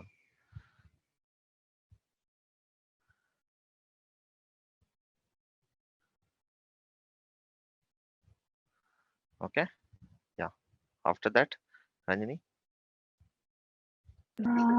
Just put what is your data in brackets date. Next cell, you can create a new cell there. Data in bracket, data of date in square bracket. No, In a square bracket. Square bracket. Equal Equals to to date dot to date. I think.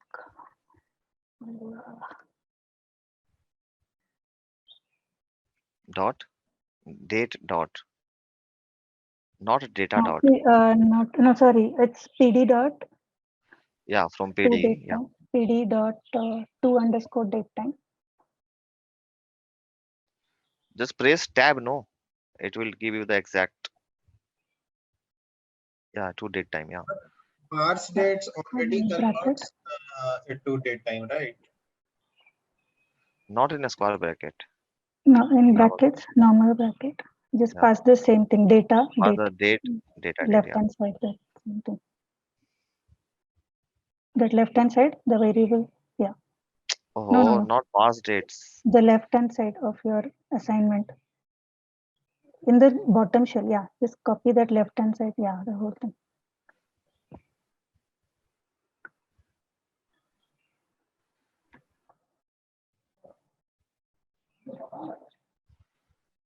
Press Control Enter. It will run.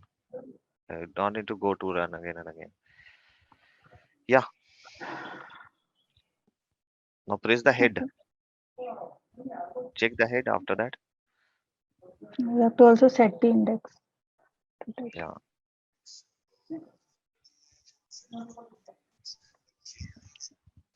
So sorry, data dot set underscore index. Set underscore index. Comma, in bracket, date. In quotes. Comma, in place equal to true.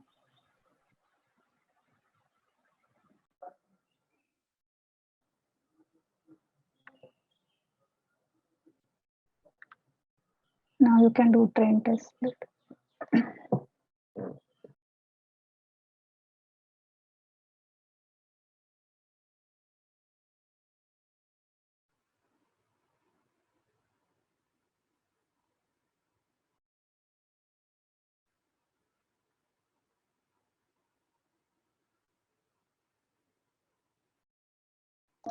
Copy from about 1460. Yeah, it's copied.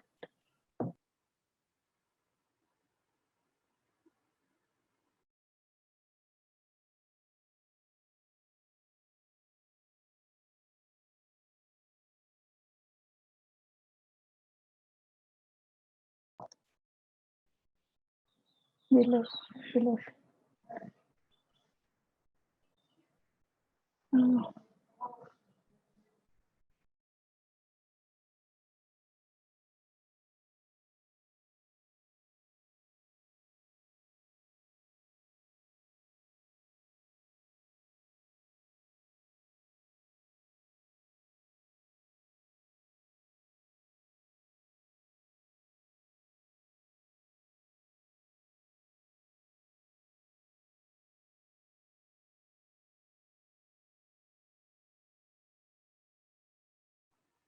Can you check the data? You have all the columns. Can you check test or train any one of them? Can you check the test? What are you returning in test?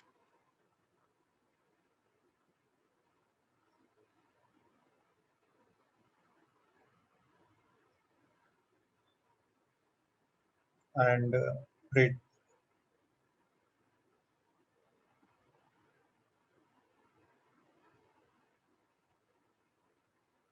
Check the shape and then make the prediction.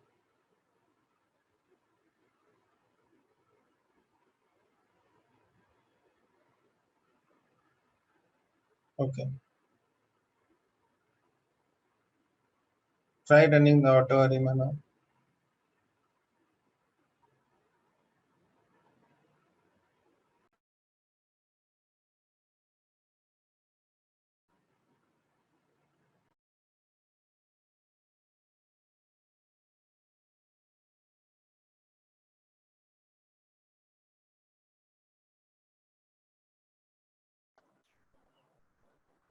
Just give a different name to your model.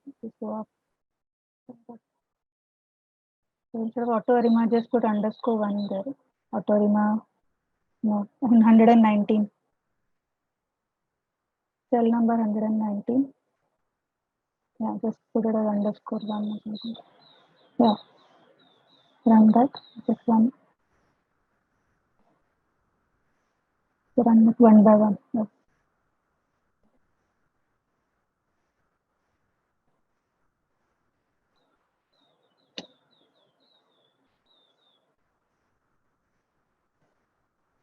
Let me try it my end and test it.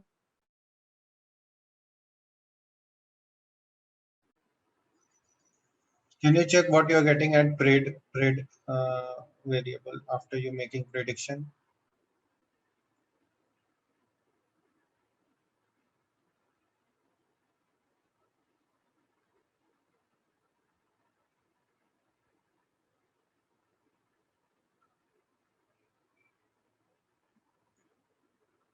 Just write pred auto, that's fine. Just write pred. Yeah, this is not.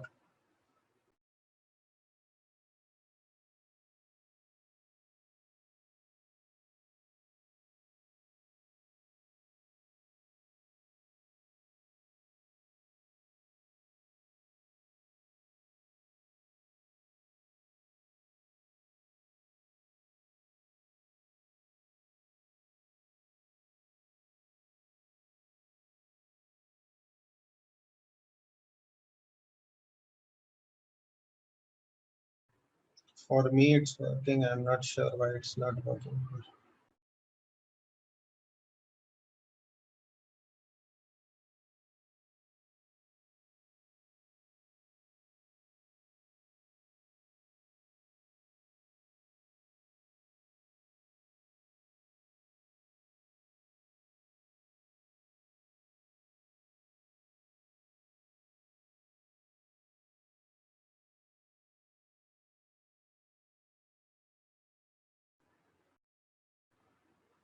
One is date time and one has date and one is just an ND array. That's why it's not.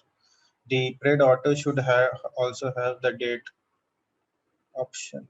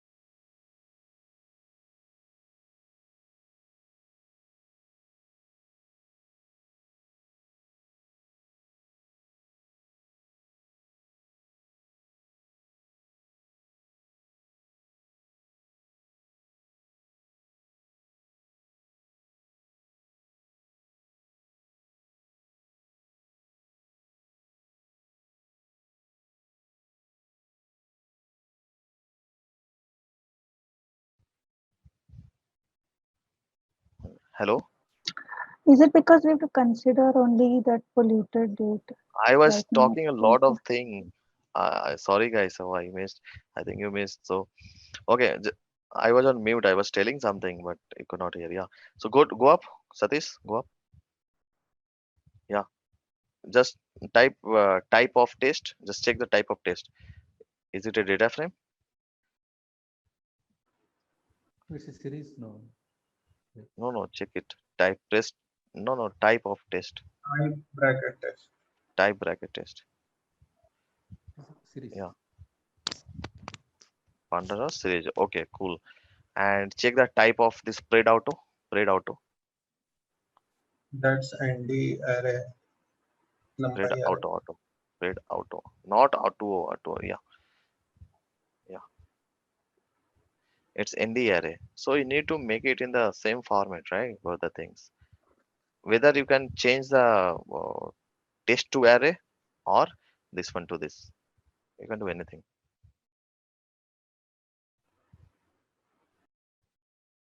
Okay. Can you do that in the same form? Or remove When we are this one. predicting, Or remove the date. Remove the date from the test. That is also fine. And plot it.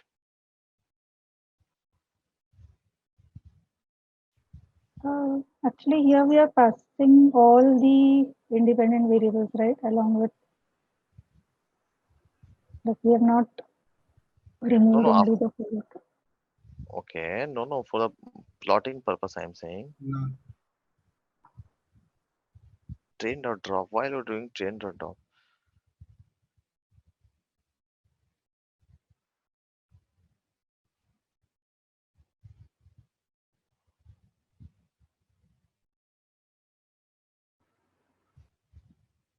but we will need the date to plot, right? Yeah. That's how Okay. No, no. we'll. I just want. Yeah. Correct. Correct. Got it. So the thing is, or you can put the date column in the spread one. You can Yeah, change into because the, there yeah, we are predicting 365 means uh, 365 days, right? yeah, Then correct. we'll have to also give the date there Yeah, that that is index will also work. No, first We index can will do first day. test dot index, right? Index Yeah, equal to test dot. yeah.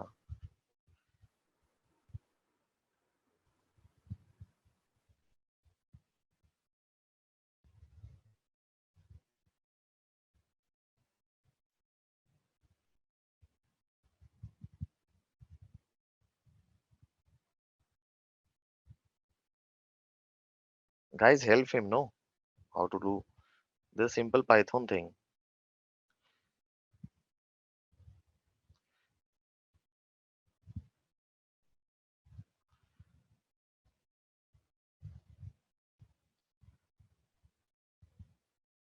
How do you solve this? Tell me,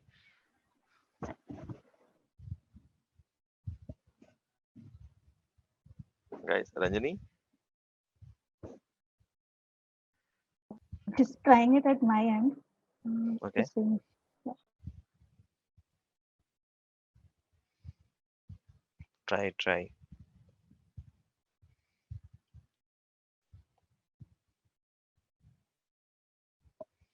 Try to solve. Try to think what is happening here.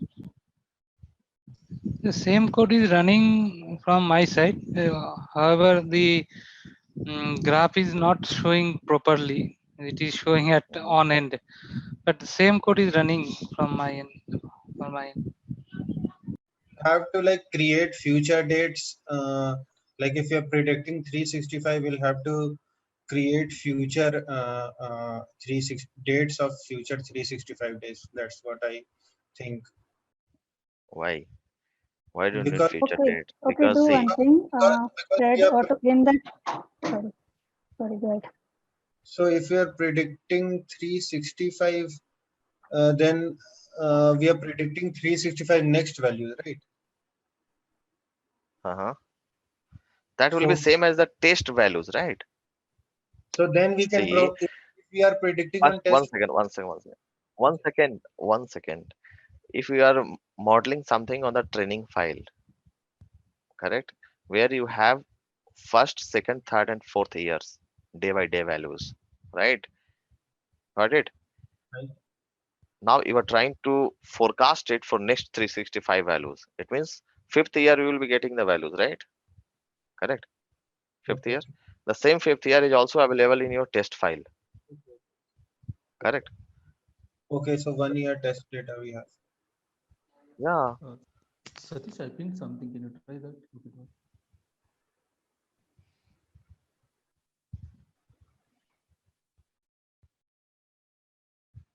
Yeah.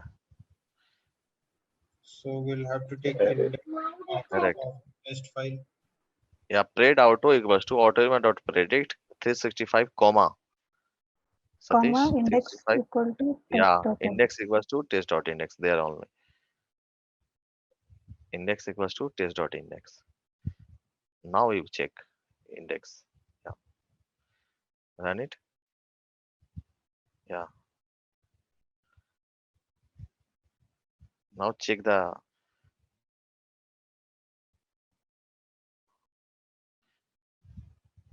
No, no, no. Again, you have made a mistake. Something.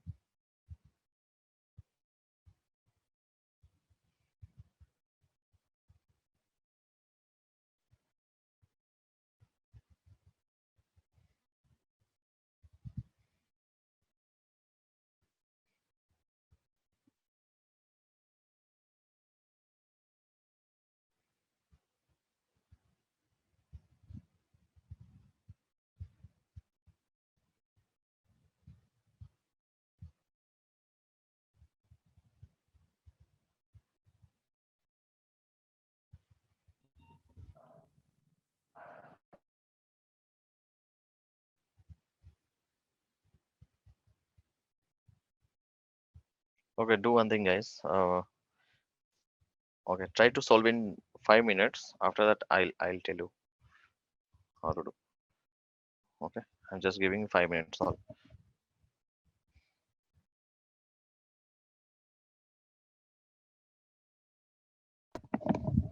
Guys, please try to resolve it with yourself in 5 7 minutes.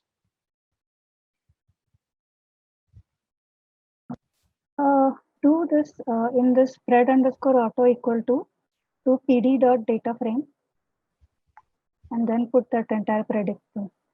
Yeah, put pd dot data frame.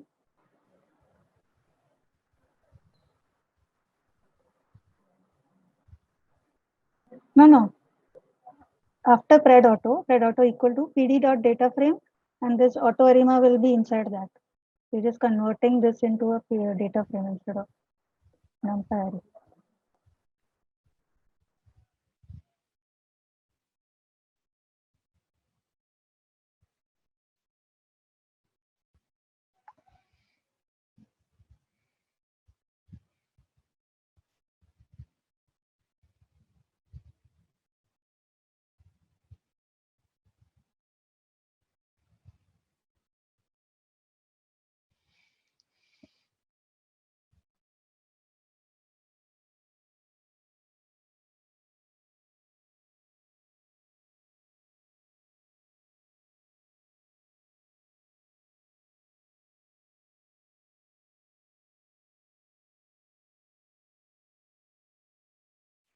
Put it in the chat. You can check that works. I'm getting the graph now.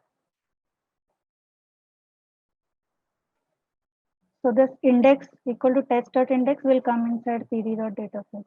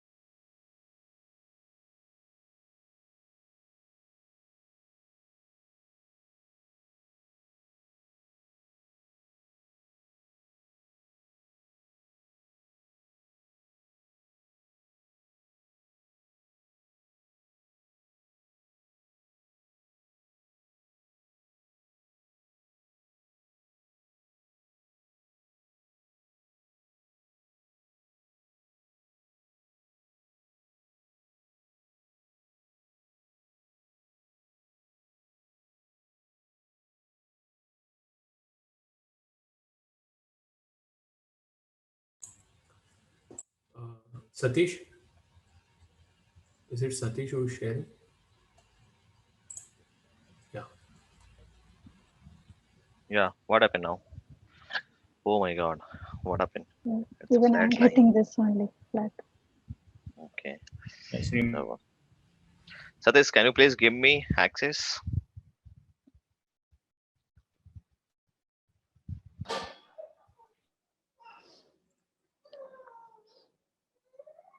I am getting different graph.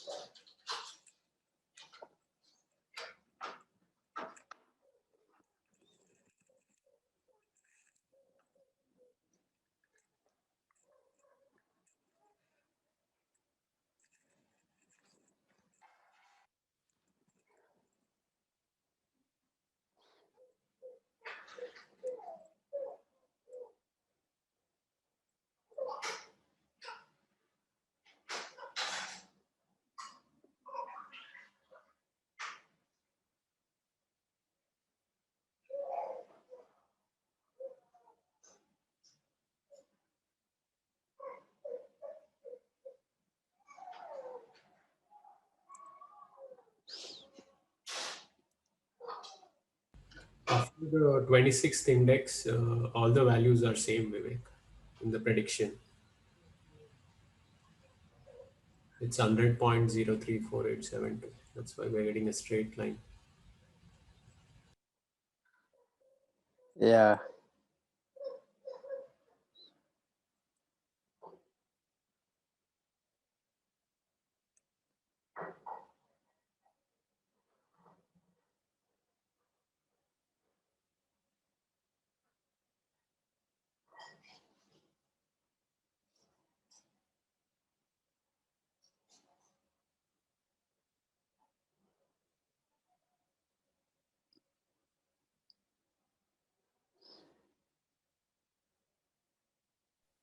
Hello, guys.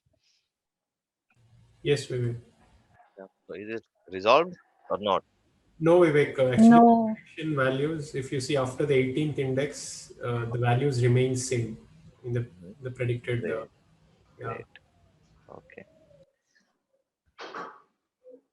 Okay. Kajal has pinged something. Okay. Can you please give me access, Satish? Transfer the host to me. Satish, are you there? Yeah. Okay. Yes. Thank you. Please let me know when you are able to see my screen.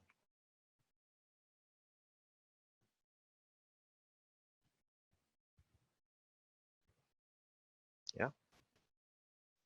Can you see that? Everyone? Yeah. Yeah.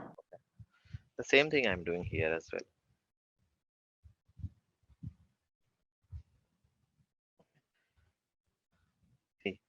There are so many parameters here.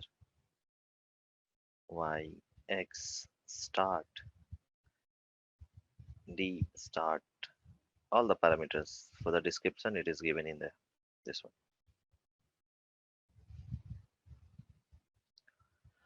About all the parameters. Okay. You can give any other parameters, any other independent variables as well. Okay. Now you have to forecast using Autoarima. So basically what it will do, it will try to, check with multiple values. Okay. And based on those values, it is, see, as you can see here, it is kind of linear regression only, right? It will also find the AIC value, AIC for all the, models, different models for different, values. Okay. Now, when it is finding the AIC values, the model or the values of PDQ and PDQ with minimum value of AIC, it will choose those corresponding values of PDQ. Okay. Here, if I run this one, I will get this kind of output. See, step by step. Why? Because I am using TQDM package. Okay. So that it will show the progress.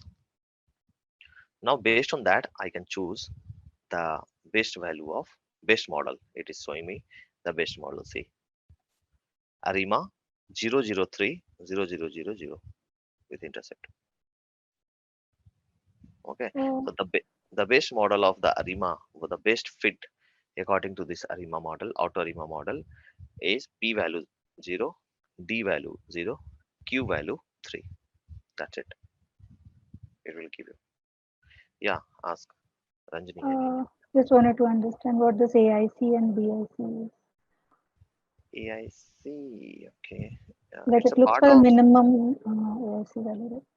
yeah. So AIC, I think What it should is have been covered in linear regression, right? Multiple linear regression or not? Yes or no, guys?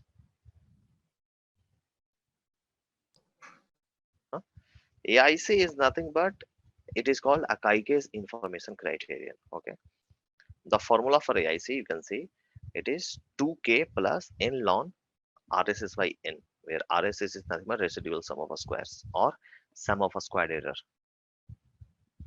How will you find the sum of a squared error? Y minus y hat, right? So y minus y hat divided by n, and you multiply it by n ln n. N ln, you take the log of that RSS by n or SSC by n, and after that you multiply it with n. Plus you need to do 2k. K is the number of parameters including intercept. So 2k plus n ln SSC by n is your AIC value. The less the AIC, the better the model. What if Not ASC clear? runs into thousands, 10,000s, or Not maybe clear. 20 or lakhs? Sorry, I mean, what is? and for one model which I created, it was showing a very huge figure, 2.1 billion. So should I? 2.1 billion 1 AIC. million. Yeah. AIC value. Yeah. Yeah, so so AIC just to compare it, right? Okay. See, AIC is a metric which you can use it to compare the multiple models, linear models. Right. Right. Okay, so here I can say Relative. AIC equals to 2 into k, 2k plus n ln SSE divided by n. This is your AIC value.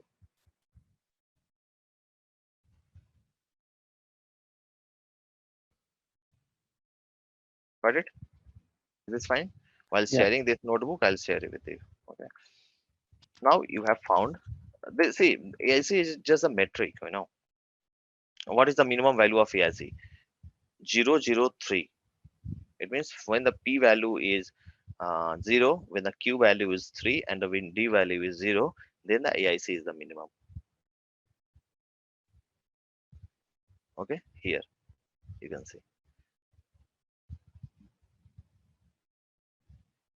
AIC is minimum here. 16,195. It is the minimum, I guess.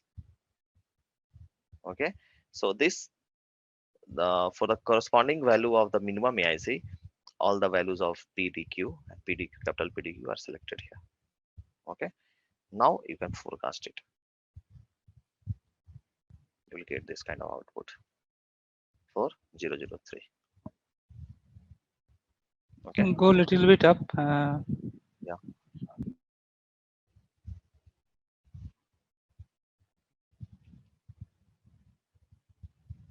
It is the same thing. Along with that, I am also having the y hat value, means I am doing a prediction as well. Okay,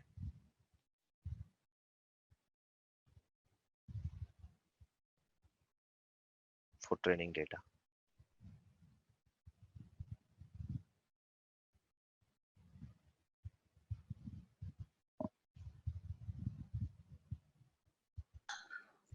So Vivek, we're just trying to plot this data, and you have put this y hat is concatenate by y hat with the list y hat you had created earlier. Okay. And then result is then autoarima.format order, which is the output you've taken from the previous model. This And y hat, where this y hat is coming from? yeah, it's a predicted value, right? Based on ARIMA. Predicted value, right? Yeah. What is the predicted value? What is the predicted value is nothing but a list, right? Yeah. Which is empty list. In the same list, I am just adding the predictions. Where is the prediction coming from? This is the prediction line, Okay. right? Model fit equals to model dot fit, and after that prediction equals to model fit dot predict. And that predicted values I am just adding into the y hat. And the same y hat, the speedy dot concat y hat. It means I am just transforming into the data frame. Okay. Okay, and result equals to Autoarima and evaluate df test dot pollution today with y hat. I'm creating a result dictionary, and after the prediction dictionary, Autoarima and y hat dot values I am putting into the prediction dictionaries, and after that I am just plotting it. Simple. This is a simple Python code. If you are not able to understand, that's fine, perfectly fine. Okay, but So yeah, but ultimately what it's so doing is to collect both predicted value. ultimately what I am doing is I am just predicting it. I am Yeah. having some model here, right? Model, Yeah. auto model, right? Similarly, I am just doing auto model dot order. When you do auto model dot order, it means what? It will give you the order values. You can check it here. Wait.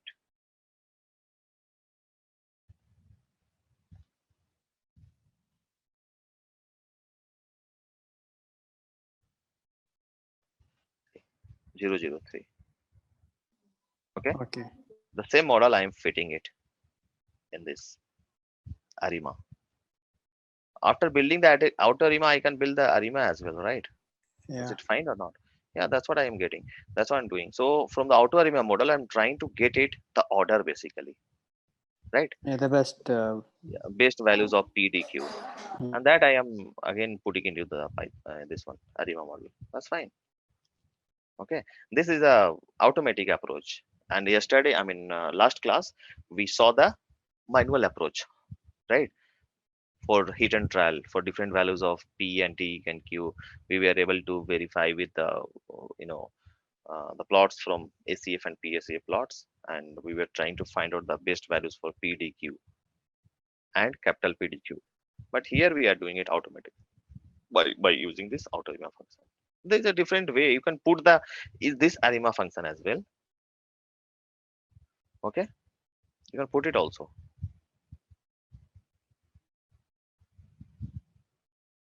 Fine. Vivek, Yeah. what is this TQDM in this for loop? Can you go out? TQDN here. Here, wait. Let me show you. Can you see this TQDM? Yes. Which line I was in? In that for loop before the graph. Yeah, I mean, yeah. Yeah, here, right? For T in Yeah. TQDM, right? Yeah. Okay. Let me tell you. This is coming from this one. From TQDM, you can import TQDM. So can you see here, this one, this progress bar? Yeah. Yeah, this is because of this TQDM.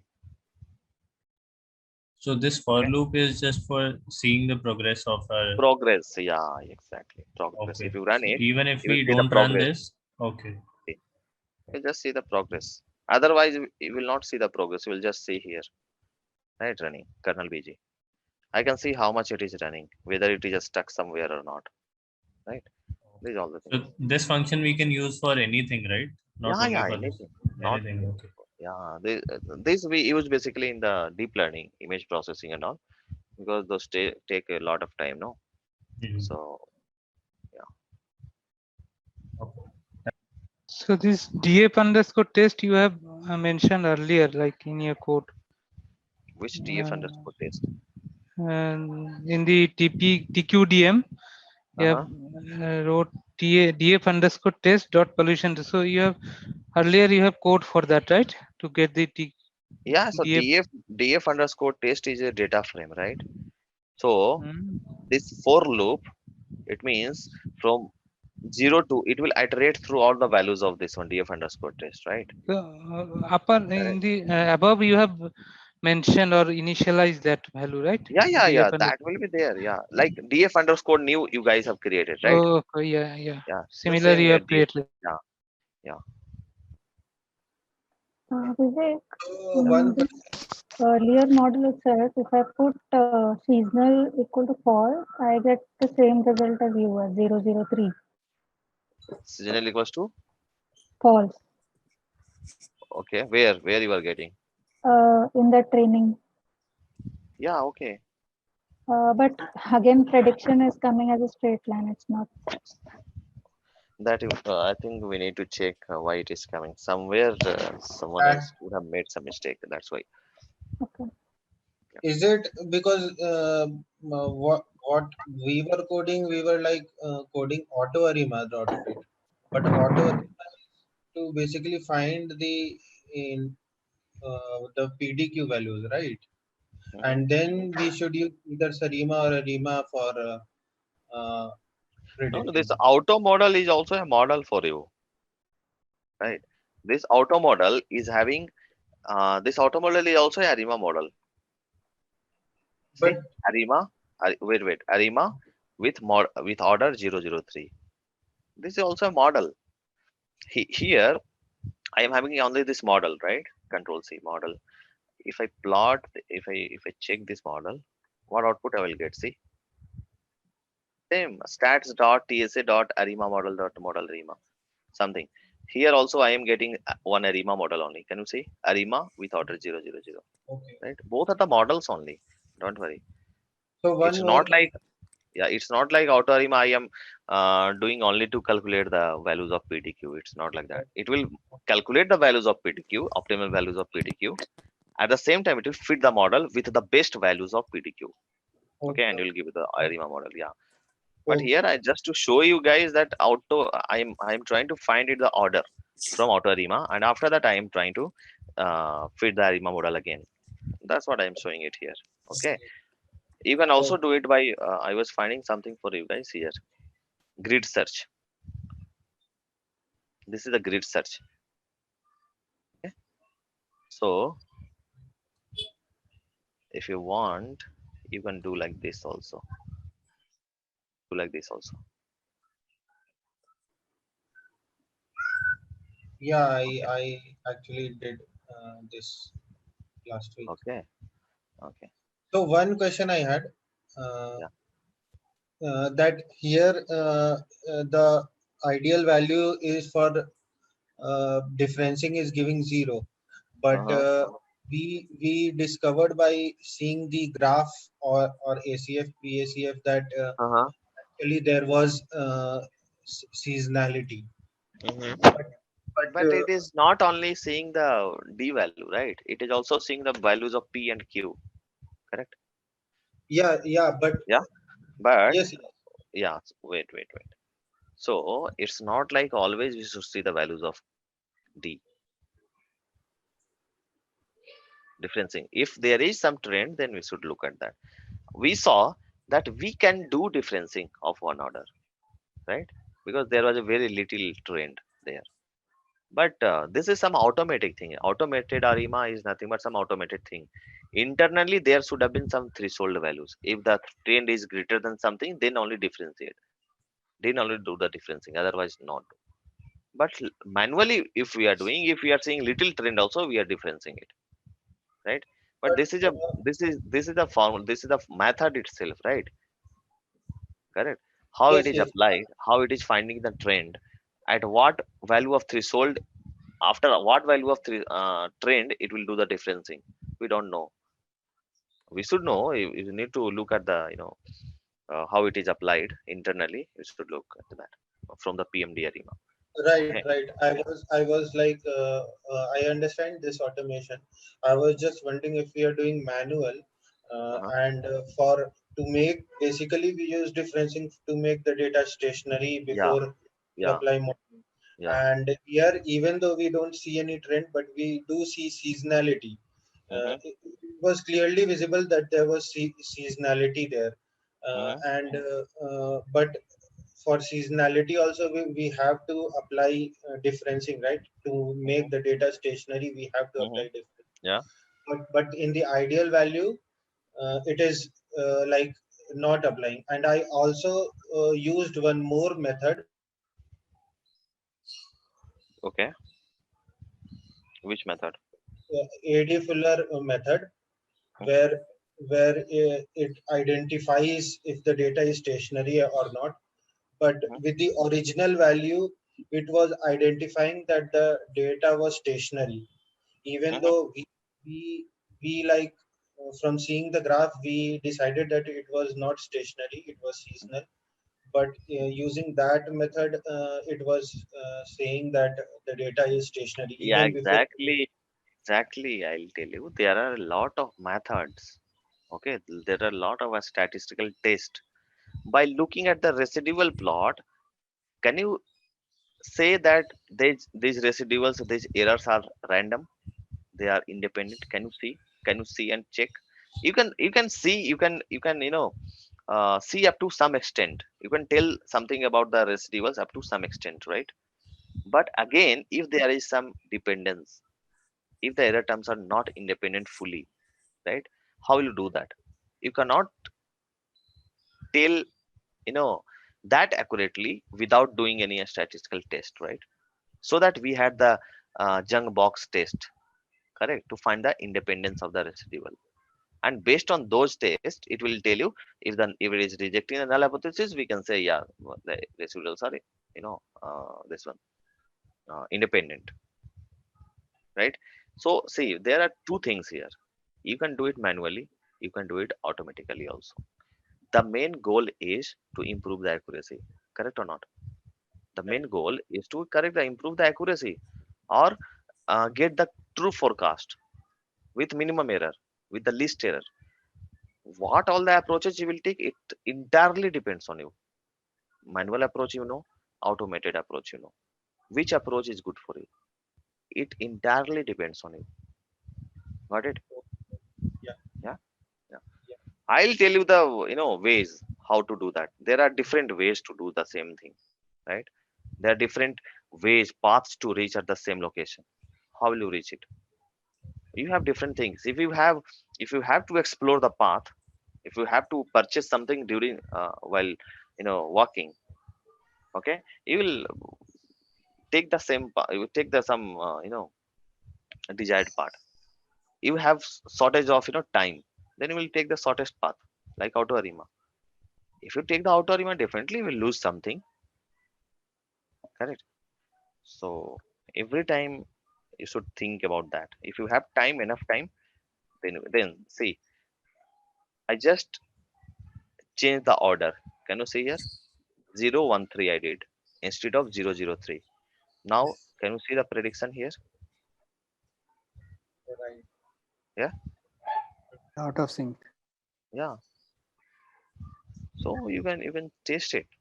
Okay. That's all up So, to you.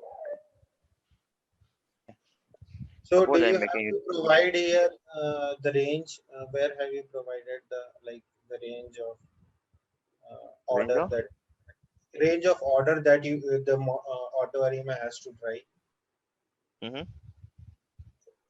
No, no, I no. We are not providing any range here.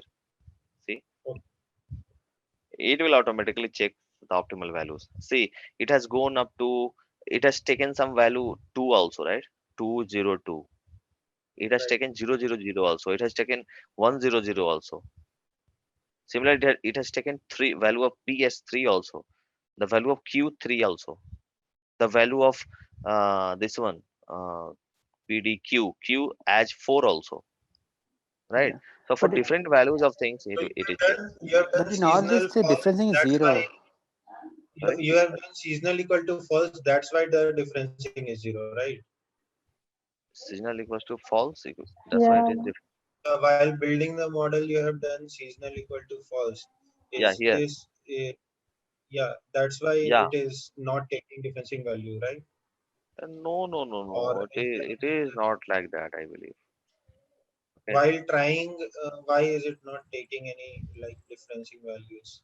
Because this, one second, it is running somewhere. I'll show you.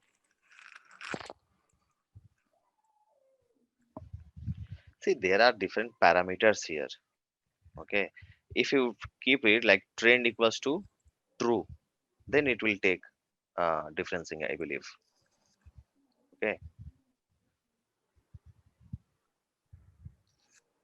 Now see, I have changed it to 102, right? 102.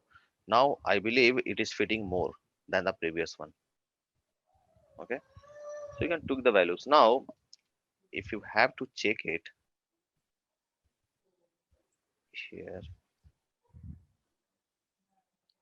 trend equals to, you need to give true. Okay. What is there?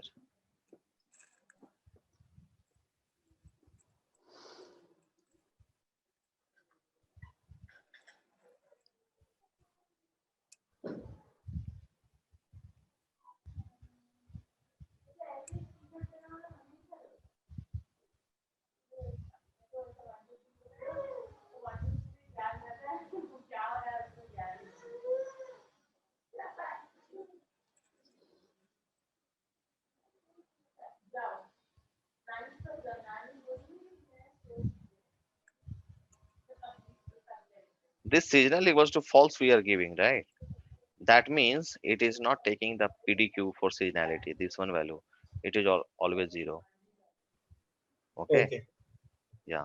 This is not because of this. This 0 is not because of seasonal equals to false or true. Yeah. The second part is because of seasonality. Yeah.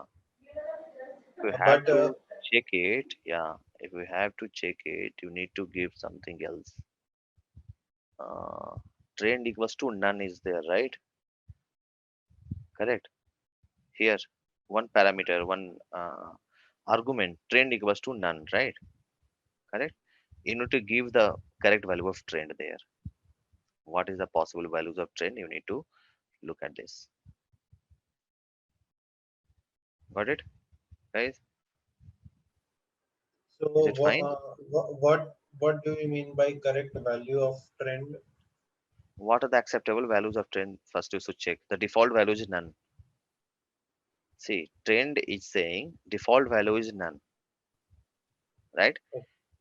It will take str or none. The trend parameter, if with intercept is true, trend will be used. If with intercept is false, the trend will be set to no intercept value. Okay. So you should give the trend equals to with intercept. Suppose with intercept equals to false. Trend is str or none or optional. With intercept, you should give, see somewhere about the parameters.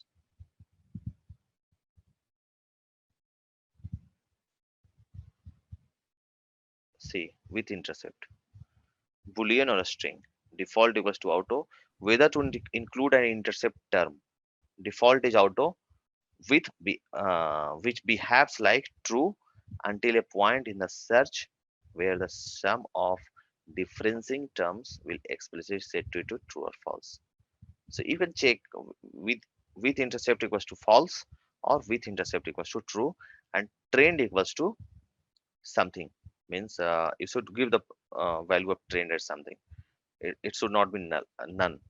Then it will change. It will check the values of this differencing part. Okay. So there are different parameters here basically. So you need to explore the parameters here. Okay. If you explore the parameters, you will get different values of these things. But I will suggest do it manually, like we discussed in the last class. No, do it manually. That will be good for you guys. So when we do it manually, when we create PACF and ACF graph, so PACF is for value and ACF for Q value, right? So we do, suppose there was trend and seasonality and we removed it. So the PACF and ACF without after the differencing, should we plot that and check that, or the original value we check? Original value. Suppose For in this example, you have the series. Wait.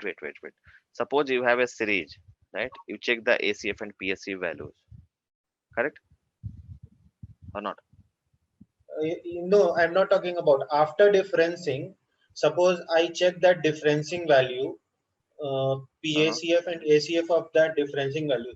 Should I check that to find out the P and Q value, or the original series value? Suppose if there are sales, so should we check PACF and ACF of that to find P and Q value, or the if differenced PACF ACF of the differenced column? Like after differencing, what we get?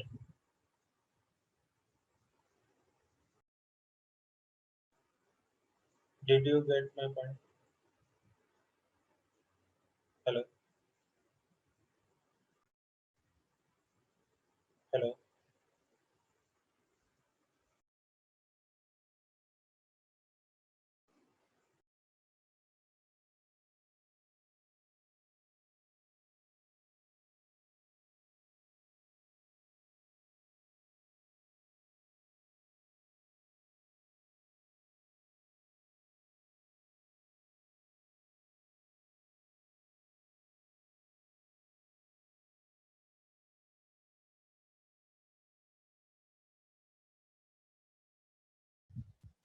Hello. Yeah, please go ahead. Sorry. Can you hear me, guys? Yeah. Yeah. Please go on. Sorry, my power cut again. Yeah. Yeah, so I was saying that to find the P and Q value, we should like see the PACF and ACF of the initial, suppose we have sales. So initial sales value, or after differencing what we get. If there are trends and seasonality, we remove that in differencing. So we check the PACF, ACF of the differenced sales or the Yeah. original Correct. different sales, right? Difference only, no? Why you again check this one? Yes. See, I'll tell you. See, if you have the any original series, okay, you are saying that there is a trend, correct? Now you are doing the differencing. After differencing only, you will check on the different series, right? Whether the again some trend is there or not. What will you gain after again looking at the original series? You will not get anything, right? You will get the same thing, right? And so the how we decide that, like just to confirm that those values that we find above the range, the shade that we have that range, so using that we identify, right, the P and Q value manually. Okay, P and Q value manually is identified based on the number of lags. How many significant lags are there? Okay, So so for the based on P the value to look at the one second, please understand what I am saying. Okay, first. Okay, I think you have missed the last class or what? no, I attended the class. I was just confirming that the Okay, lags, how we decide okay. is based on that How will you blue. decide the lags? Tell me, how will you decide the lags? I was talking about the graph PACF. Suppose PACF and ACF, when we plot it, we see that light blue shade of range. And based on that, we decide the lakhs, like how many lakhs are over that range. And Yeah, then we decide that this is the P value and Q value, right? yeah, yeah. How many orders? How many significant How lakhs are many? there? Right, right. So based Yeah, on, based on that, you will decide the order. Suppose two significant lakhs, you will say P value is 2. The order of P is 2. Okay, right, right, done? right. Yeah, Right, I just wanted to confirm because I yeah, no used problem. manual way, and I Mhm, used few of, like, forecasting I used, and I could get good results. But for stock data, I also used the Microsoft soft data, that stock data that you gave, and one more mhm, data, and I did not get correct predictions. mhm. So I did not try Autoarima, but I tried manually and I was not getting correct results. So that's why I Mhm. wanted to confirm You if need to look at that again, right? You need to tweak that.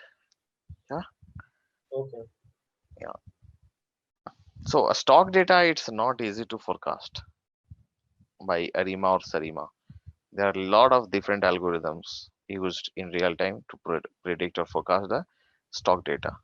Okay, that there are a lot of different things also related to a stock data.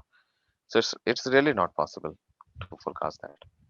Okay, so when you go to this domain, particular domain like a stock forecasting domain, stock market domain, they have their own algorithms. They don't use algorithm like Arima, Holt, and around. They use their own algorithms. Okay, Okay. so it's not easy to forecast using Arima. If you forecast using Arima, you can forecast it for the Microsoft any stock, right? And Right. anyone can forecast and everyone can play in the stock market. That is not, because this stock market thing is it is have multiple fluctuations, and because of multiple regions, market regions, those all the market regions you have to provide it to the model. You have to tell the model, right, while training. Correct. Right. Right. One single news, five just before 5 minutes, if some news comes from the company, based on that also your stock will fluctuate, right? So there are a lot of things involved here, not only the prediction. Okay. Okay, guys. Thank you. Thank Then I think we are good. you.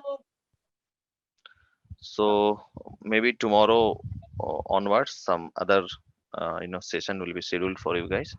So time series was that much only. You can practice, and most probably you will be having another round of project sessions for time series also. Okay.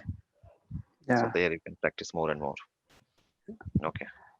Let's Vivek, start Okay. So practicing. Yeah. you'll be Yeah. uploading this file of yours, right? Yeah. Yeah. This Definitely. Python. Yeah. You don't want? No, no, I want that. That's Okay. Vivek, the Yeah. last session you shared, right? The last, the Mhm, Python, what is mhm, it? The Jupyter notebook for the last session you shared is mhm, actually a simple approach, right? I mean, the ones you showed today is quite complicated for me to follow. mhm. So if I want to simply build an ARIMA model manually, is that covered in the previous session, Jupyter notebook? Sorry, I have not referred that yet. Previous session means I didn't get. I mean, yes, last week we went through an example, right? Yeah. So that's purely based on manual method, right? What you Yeah, that was manual method. Yeah, that okay? was manual one. So see, to understand something, see, if I could have shown you this automated method Yeah, that is directly. very difficult to follow. That is very difficult. But you should know what is P, what is Q, what is D, how these P and Q and D values are calculated Okay. manually, right? You should. Yeah. So in real time, you have to do manually only, right? Yeah. Automated means what? You will check the automated process. That's fine. But you should not rely on automated process all the time. Okay. Correct? Yeah. So yeah, in every class I do the same thing. Like machine learning also, if I teach or deep learning, I go to the very basic. I will not touch the Python initially. I'll try to solve it manually. After that, if you are good, if you have understood the concept, then only you should go to the Python or anything or automated process, right?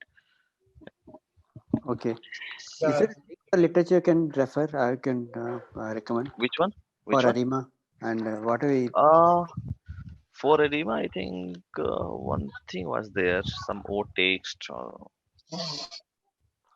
Because text what we protocol. went through in the last class theory also, we were we just at a high level we understood, how do we calculate, how do we arrive at the optimal value of P, Q, and D. So something, we can just go read through in a more detail, and then if required, practice manually. I mean, Yeah. So one thing is there, one book which is called forecasting. Can you see my screen, guys? it's blank. Right. Oh, 1 second. Is it engineering book? Yeah, I think so. 1 second. I share my screen. Okay. Can you see my screen now? Yeah. Okay. These books. These two books are very helpful actually. Forecasting principle and practice, and forecasting principle and practice. Both are same. Okay. Rob J. Hindman and George. This guy, whatever. Okay. You can buy it online. You can read it online also, I think so. Yeah, you can read it online also. Okay. So advanced forecasting methods, if you go there, you will find the advanced forecasting methods. Okay. Thanks. Yeah. Complex seasonality, all the things you will get. I'll share you the link.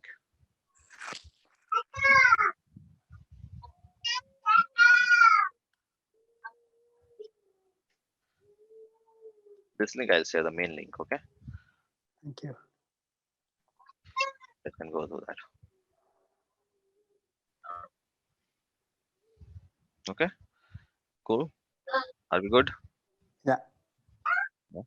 Okay. So for for future predictions, like we will have to like add those dates and then add the prediction data, right?